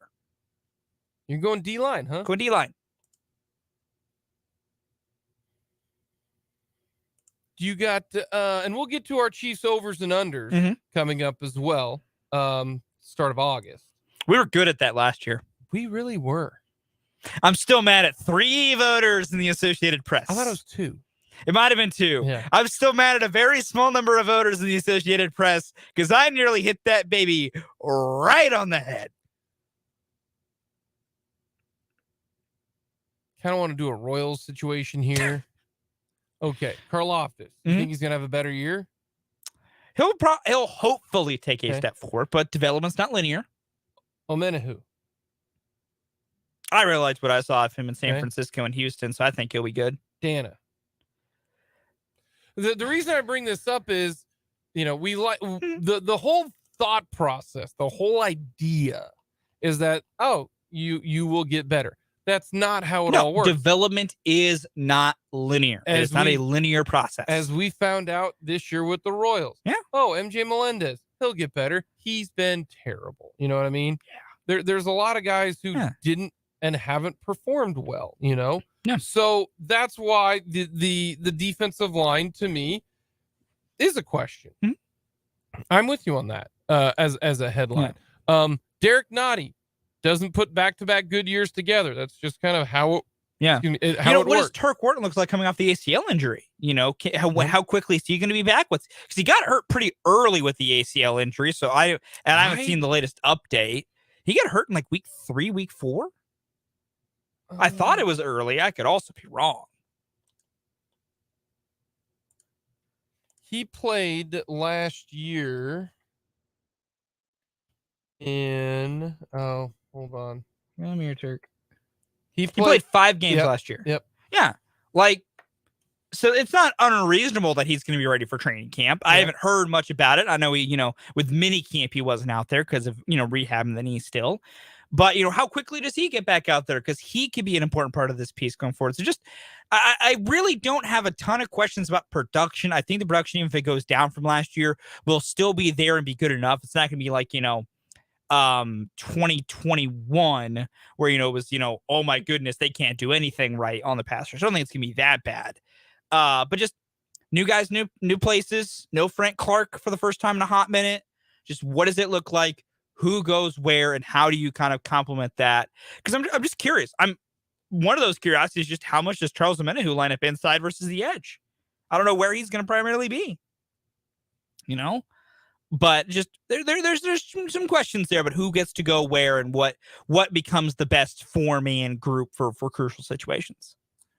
All right. I like that one. My number 5 headline going into this year is going to be, will this be the 3rd straight year? And I say 3rd because I'm going to go with 2020 was okay, but it wasn't as impactful as 21 and 22.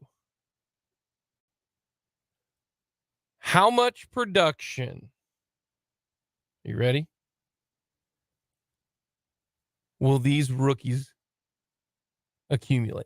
Okay. 2021, Nick Bolton, Creed Humphrey, Trey Smith. You got 3 franchise guys, talent-wise and production-wise. Trey Smith, you could give him a contract right now, and I wouldn't argue with it. Nope. Creed Humphrey, same thing. Nick Bolton. Last year, Trent McDuffie, yes. Karlaftis, yes. Sky Moore and Cook helped out. Jalen Watson, yes. Oh, yeah.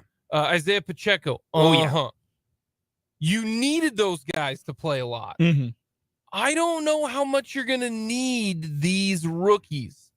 Will this be the 3rd straight year that you get great rookie production? Okay. Felix Uzama, he won't get the start. It's probably going to be Karlaftis and Dana. Depends on how he does. He's been nicked up a little bit, but Can he get if Felix Uzama gets you 6 sacks like George Karlaftis did last year? That's an additional 6 sacks. And you walk away winner. Winner chicken dinner. Huge. Rashee Rice.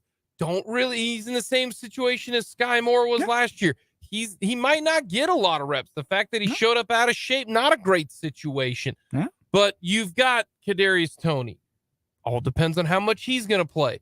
You've got Sky Moore. You've got MVS. Richie James is a guy that nobody's talking about, and I think he could be pretty decent. Mm-hmm. You still have got Justin Watson. I mean, there are 6 guys who are they're going to keep 6 wide receivers. They are. But how does Rashee Rice end up, productive? Wanya Morris. Maybe they decided to get Donovan Smith because Wanya Morris couldn't play right tackle. Maybe they looked at him and said, you're a bit more of a project. Shamari Connor, is he the second coming of L'Jarius Sneed? Because that's what we've been talking. We've heard, he's a good defensive back. Maybe he can be another Brian Cook or somebody of that nature. BJ Thompson, that guy is a project. Yeah, BJ right now is all speed and needs a lot of refinements. I mean, BJ's just, project. Keandre Coburn. Technically right now, you're a backup defensive tackle. You are on the 53. He is. Now, his job is when we need to get run stuff, put your big old booty over there and just eat up space. If you want to talk about, if we're just going positions, okay? Yeah. You've got Karlaftis and Dan on one side. Yeah. Omenahu, Felix, and Uzama on the other side. Mm-hmm. Inside, it is Noddy. It is Jones. It is Wharton. It's Coburn. Yeah. Now, I don't think that's how they operate because sometimes Omenahu will play inside. Sometimes Dan will play inside. It's not as simple as that. But no, Keandre Coburn right now would make my 53 because he's not going to play a lot. He as of now, until I see something differently on the field, he's probably going to be your best space eater for run blocking. Because Noddy's lost a step with that, and that's never been what Turk does. So you've got Nick Jones at corner, who a lot of people like Nick Jones out of Ball State. Yep. And look at all of these guys here, okay? Felix Uzama. You add him, and let's say he's productive. Guess who you don't re-sign then next year? You don't re-sign Mike Dana. You're good. Keandre Coburn. If Coburn is good next year, guess what? You've got your defensive tackle next to Chris Jones for the future. Maybe you don't have to re-sign somebody of that nature. You can go with another younger guy. Okay. Wanya Morris. Here is your replacement maybe for Donovan Smith. Maybe move Juwan Taylor to the left side. Put Wanya Morris at right. Maybe he's your replacement there. Shamari Connor. Maybe Shamari Connor's your replacement for Justin Reed. Could be. You know what I mean?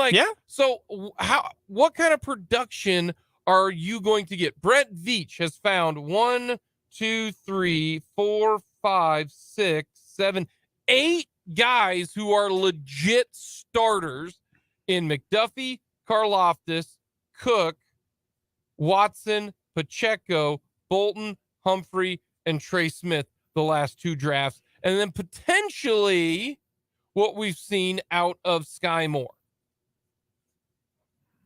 Okay. Maybe Sky takes the next step and, he's then that's 9. What do you get out of these 7 guys? And we've talked about it. Rookies and cheap talent essentially is so crucial to the Chiefs and what they try to do in this kind of next phase with Mahomes on the bigger cap hits and paying a few other guys and everything like that. It's huge. And being able to get some of those guys at younger, cheaper deals and for them to be so productive in their early stages, it is important. So no, I am very intrigued at what this rookie class does because the other ones were needed to step in. Like, go back to Humphrey and Trey Smith. Mm-hmm. They were kind of needed, not fully, but correct. You were hoping not to have Austin Blythe be your starting center. Mm-hmm. And it worked out that Creed could do the job. Nick Bolton taking over at linebacker so fast was a little bit faster than he probably expected, but definitely you wanted because you knew Anthony Hitchens was kind of on the way out. Mm-hmm. You look at last year, you needed Trent McDuffie to step in. You expected that. You expected George Karlaftis to be an impact player quickly. You knew you were probably going to need Joshua Williams to step up. You didn't plan for Jalen Watson to step up, and you ended up needing him to. This year, I mean, barring injury, and you always knock on wood for that, I don't know if any of these rookies are in the class of, well, we need that, like Felix. You don't need him, in my opinion, to be that great in year one. It'd be nice, but I don't think it's, I don't think if Felix does take an entire year to acclimate, let's say, man, I know K-State fans, shut your ears because y'all think that Felix can be an all-pro year one. Let's say Felix gets like 2 sacks year one and just doesn't look like he's is definitely having the growing pains of coming to the NFL. Okay, I don't think that changes that much. I really don't. I don't think that changes the trajectory of this team that much. To me, Felix, if I were to rank them in where I think that they should finish in terms of, pressures to the quarterback. Yeah. Jones is 1. Karlaftis and Omenahu are right there at 2 and 3. However you want to stack them. Then Dana's 4. Yeah. So to me, you're hoping that he's higher than that because then he's doing better than the others, which is great. Yeah. But I don't know if he can be better than Karlaftis, Omenahu, or Mike Dana. And that's your list. After that, it would go, if I were to rank, the guys that I think will get pressures and all of that, he would be the 5th guy on the list behind Chris Jones, Karlaftis, Omenahu, and Dana. And that's okay at this point. Yeah. And I was saying, to just be clear, that's not saying that to rag on the guy. We said this last year with George for an entire offseason. Being an impactful defensive end as a rookie is hard. It is not easy. It's not supposed to be something you do with relative ease. So that's why I've tried to be big on just tempering the expectations for Felix a bit, not to throw water on anybody's fire or rain on anybody's parade, but just, so no one is out here getting upset when either A, he's not playing a ton because he's still learning the rotation situation, and Steve and Spags is going to be, trusting some of the guys he's been around a little longer for, and not to get upset when he's not playing well, potentially. It's just, and that's sort of like, Nick Jones, if he does anything year one, sure, but hopefully he doesn't have to. Shamari Connor hopefully is a rotational safety who occasionally jumps in when you need to help with Cook and Reed, if maybe Mike Edwards, also needs a spell. It's just all the rookies have their place to be important, but because what the Chiefs have done years prior, none of them are, if they aren't successful, it's a bad draft. Like, all of them could have the quietest years, and I would still go, still probably a pretty good draft. Because they don't need, anything they give you as a bonus. Anything they give you as a bonus. A lot of this is, does one of them outperform expectations? Yeah. Do you have a Trent McDuffie type of guy or a Pacheco? Because if you do, and some of this is just kind of the heater that Veach is on. Yeah. You got 3 absolute terrific key members of the Chiefs in 2021.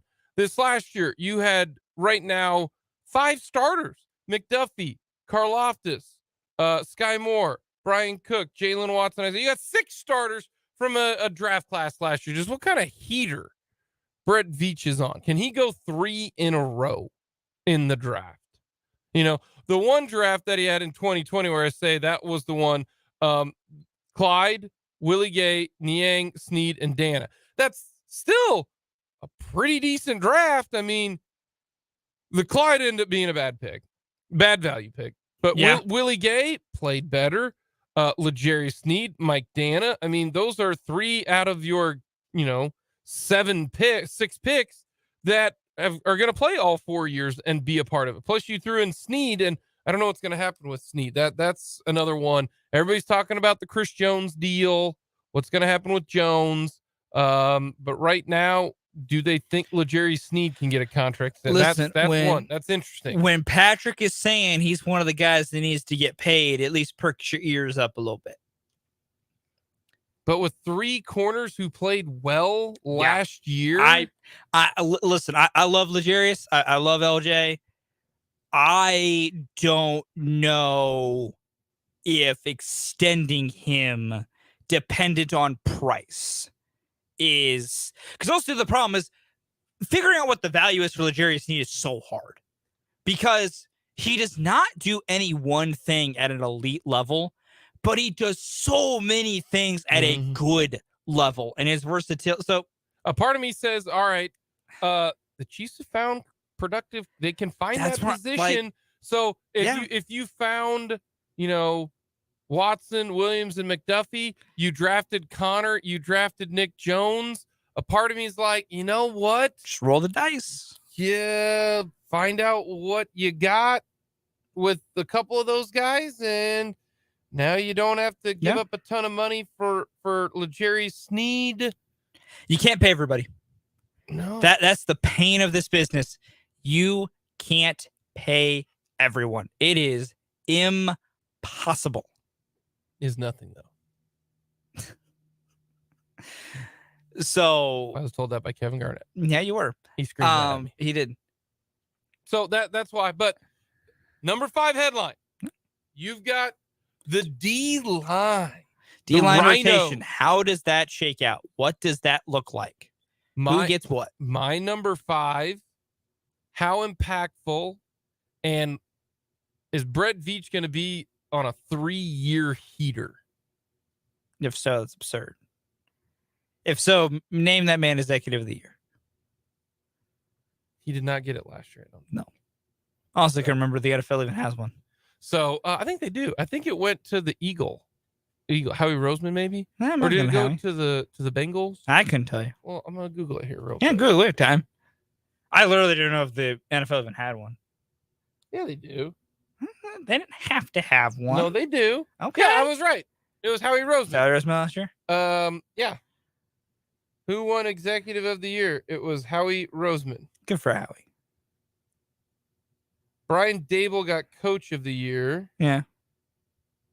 I'm looking at the Pro Football Writers of America, PFWA. And yes, it was Howie Roseman. Good for him. D'Amico Ryan's your assistant coach of the year, who is now the head coach of the Texans, which still is a lame name. That's the Houston Texans. Yeah. We're the Houston States. We're the Houston Texans. Oh, okay. That would be like the Topeka Kansans or the Wichita Kansans. I'm not disagreeing with you.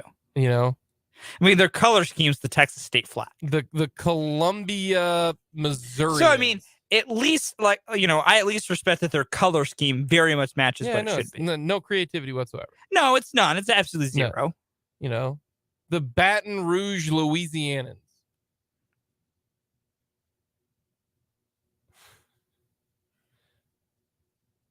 Imagine putting an NFL team in Baton Rouge.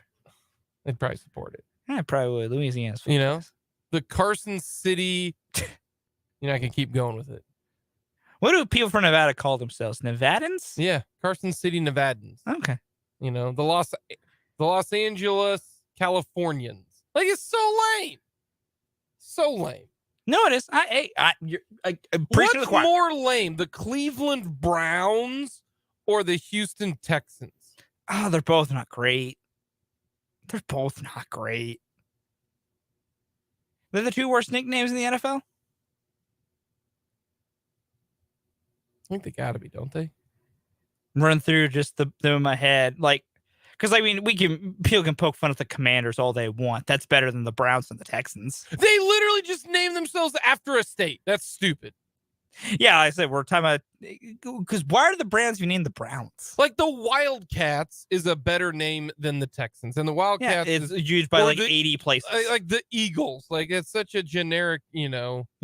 But at least the eagle is, like our bird. Plus, if you ever see an eagle a bald eagle in action, they're awesome. They kick ass. Cool. They're majestic. They are. They're a great bird. That's pretty sweet. They're a top tier bird. That's like the Bears, great name. Yeah. You know, the Lions, fantastic. Vikings, cool. Yeah. Like that. You know, yeah, we're gonna name us the St. Paul Minnesotans. Stupid. It's got to be the Browns and the Texans are the two worst names. Yeah. I'd agree with that probably. Glad we got that talk. I'm going to ask Brendan that when he comes in here when they take over here. Worst NFL. He'll probably say something like the Lions or the Bears or the Vikings because he just hates them so bad. I think he hates them. I think he, though, will not just think their nicknames are bad because of that. I don't think he'll pick those.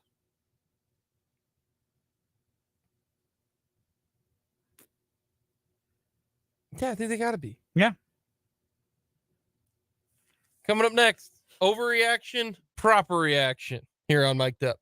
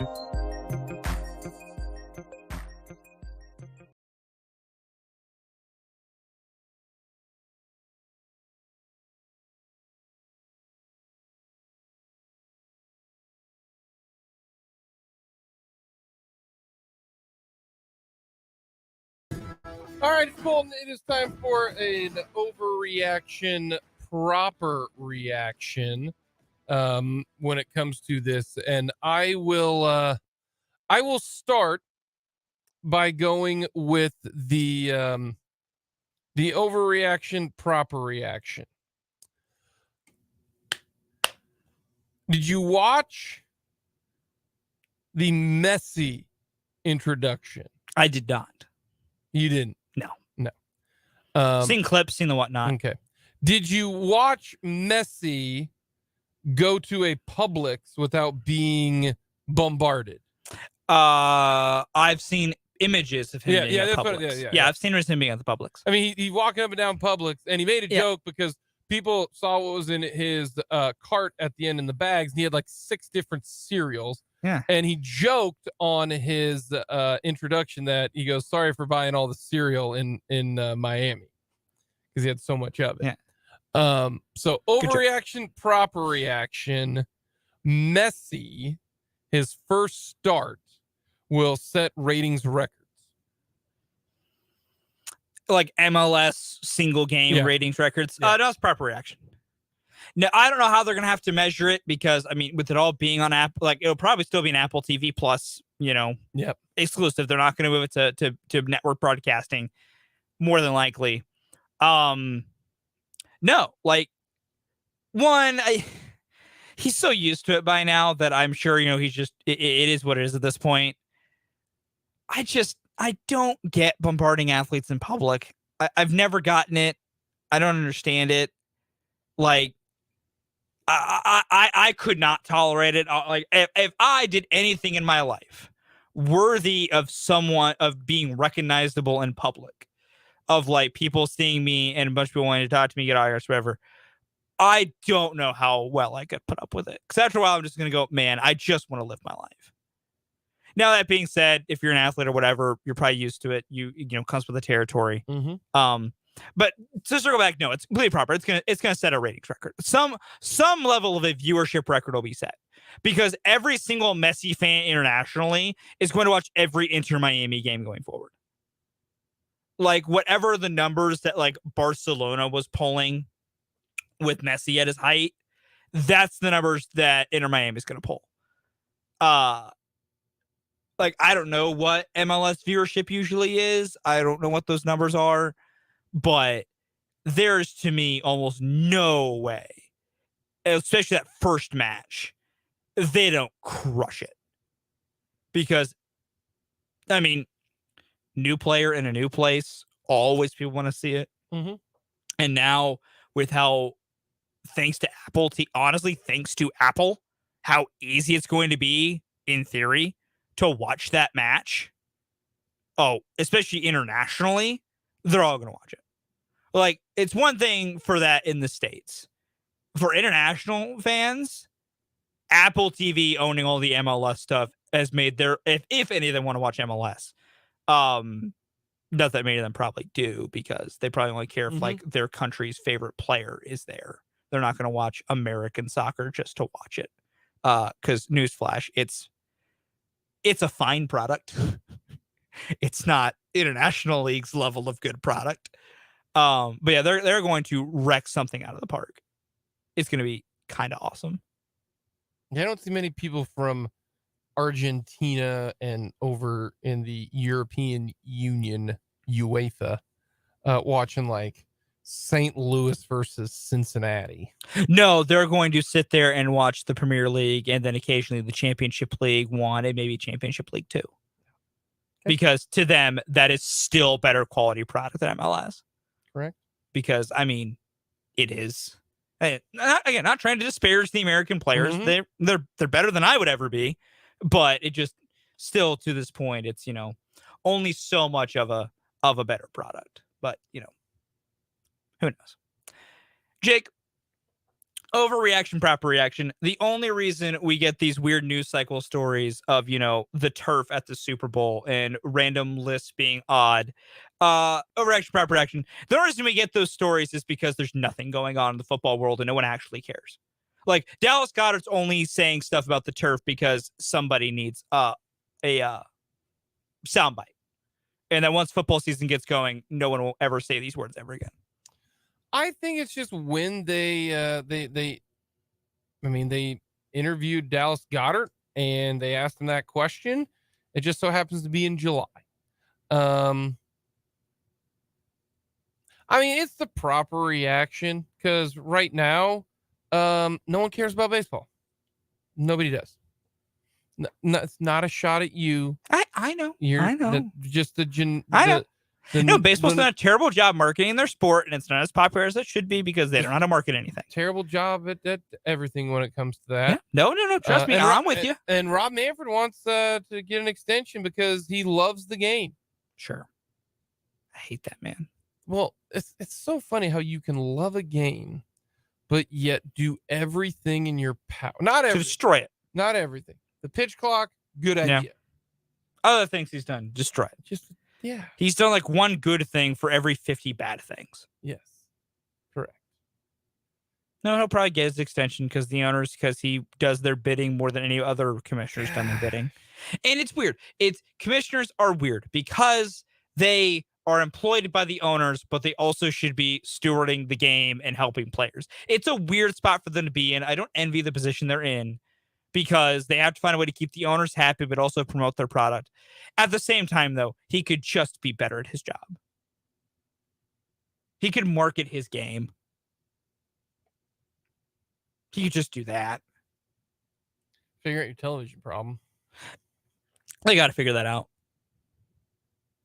They have got to figure that out. Yeah. Get it into more homes. That will help. Yes. So you can randomly get on it. Because like Rose Face, you think it's hard for you guys to find games? Because I know people complain about that, and I get it. I truly do. I go through a few hoops to watch every Royals game I watch. I've figured out a good system, but it takes some work. But I mean, there's a bunch of other teams that have this exact same problem. But it's not you. It's the fan that, just clicking through it and it's like, oh yeah, the Royals are on. Yeah, no, but like that's like, every team has this problem of watchability, and it's a problem. Yep. Coming up next, we will get to the big news over the weekend. DeAndre Hopkins headed to Tennessee.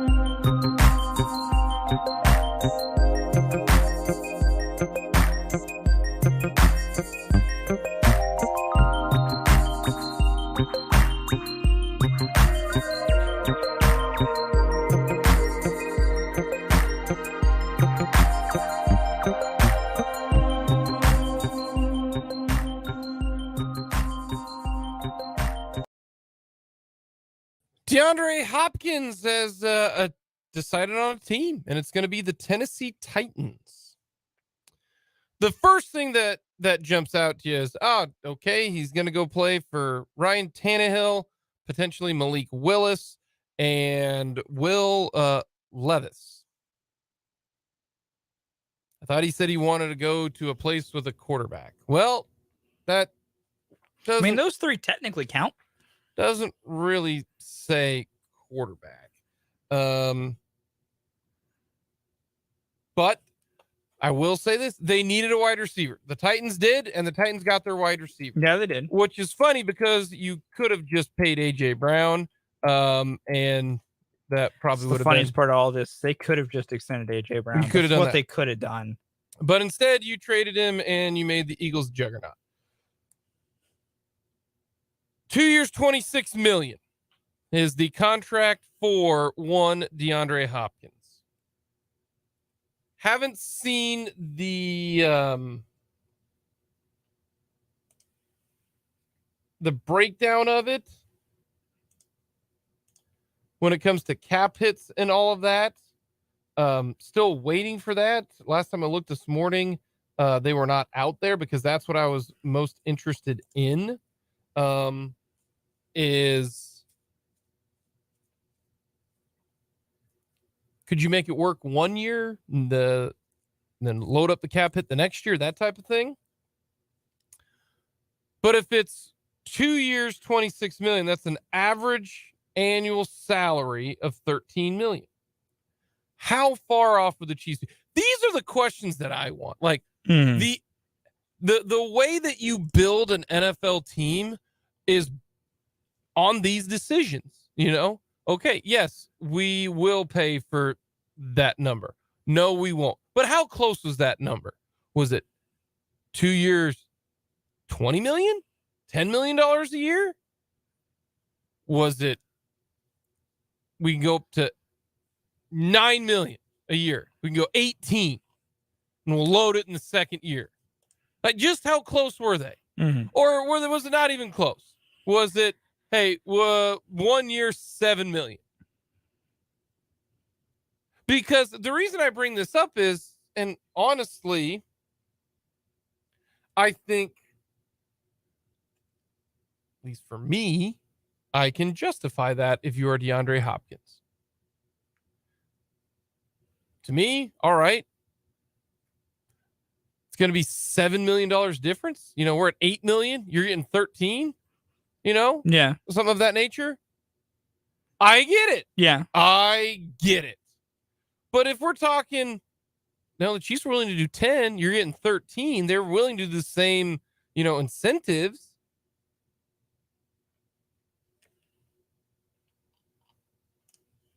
That, you've already made $111 million in your career. What's another $3 million? Maybe you go try for a winner? To each their own. I don't know. But that would help explain a lot. To me, it would help explain a lot more for the Kansas City Chiefs.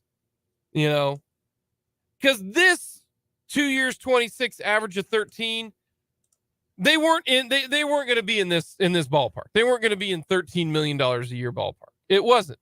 To me, the max would have been 10.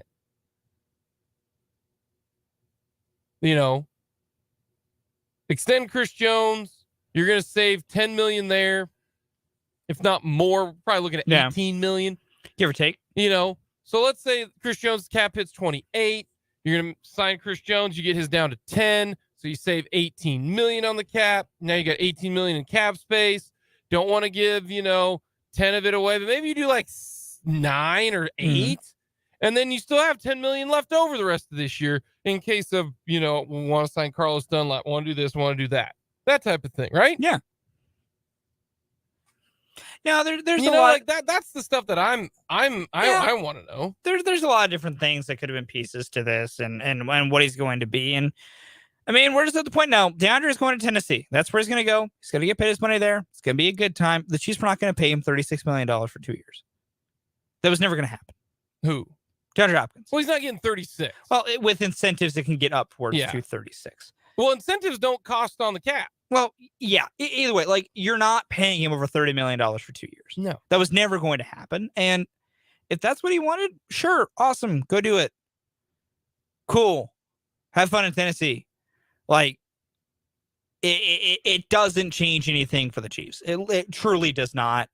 And like I said earlier, on the show, the amount of people that are weirdly actually upset about it and, taking shots at him for just being like, oh, I thought you wanted to come to a winner. I thought you wanted to go get a ring. Okay, first off, listen, as confident as we can be in the Chiefs getting a Super Bowl year after year because they have the greatest quarterback in the NFL, it's not a guarantee him coming here gets him a ring.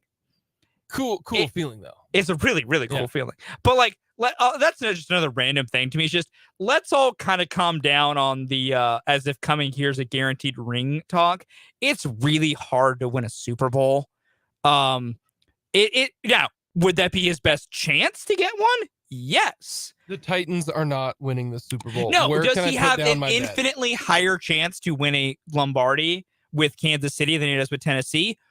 1,000%. 1,000%.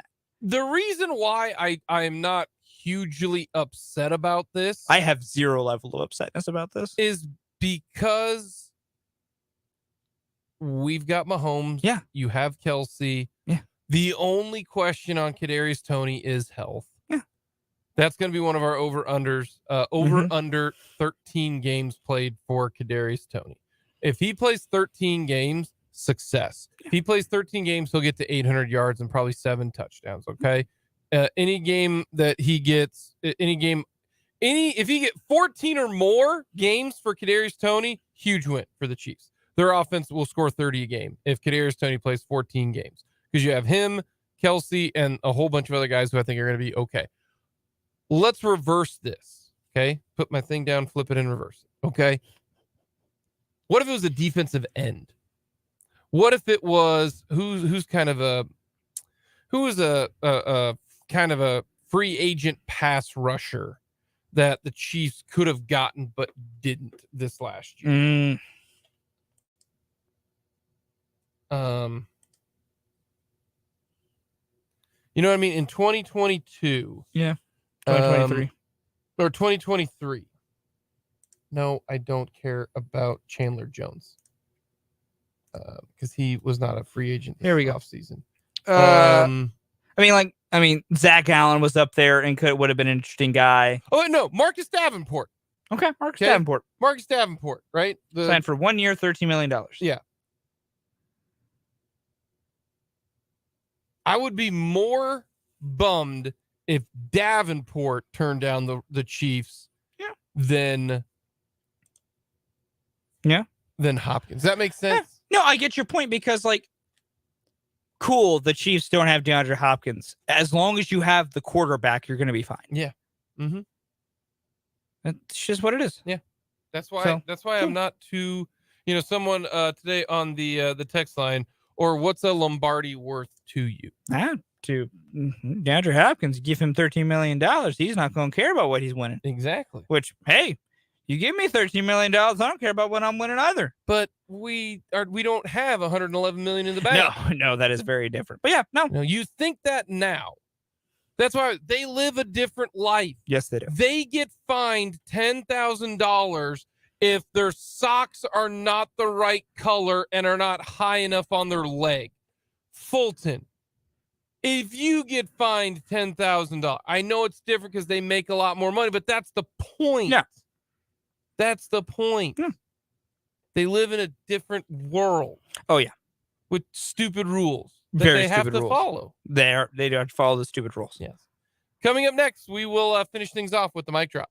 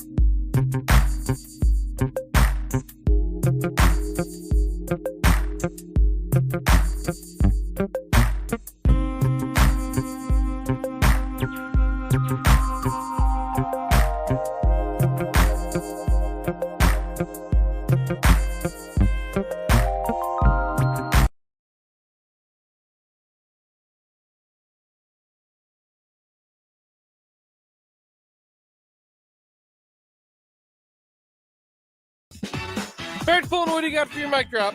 The franchise tag extension deadline just hit.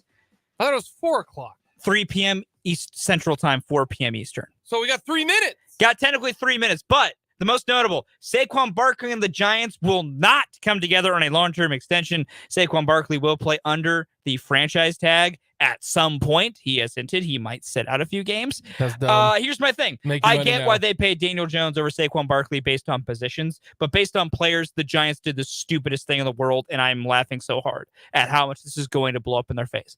Also, Kyle Isbell batting leadoff tonight. Let's get wild. Wait, what? Kyle Isbell's batting leadoff for the Royals tonight. Let's get wild. The Kyle Isbell fan club right now, hyped. Excited for the 0 for 4 that's going to happen because we can't have nice things. Hyped. Oh, yeah. I got no problem with DeAndre Hopkins taking the money. Do it. Take the money and run. Go for it, man. Go on. Take your money and run. That's right. But don't say, well, I want to go to a place that has a defense that can win a championship, a quarterback who can get it done, and stable franchise. No. Stop. Just say it. Show me the money. I get it. Coming up, we got 580 Sports Talk, then Royals baseball. Royals get the win. Right now, caller 6. Caller 6, you get Royals tickets. That's right. Caller 6, 785-272-9429. It's a Victory Monday. They're going to win tonight. We got 580 Sports Talk next.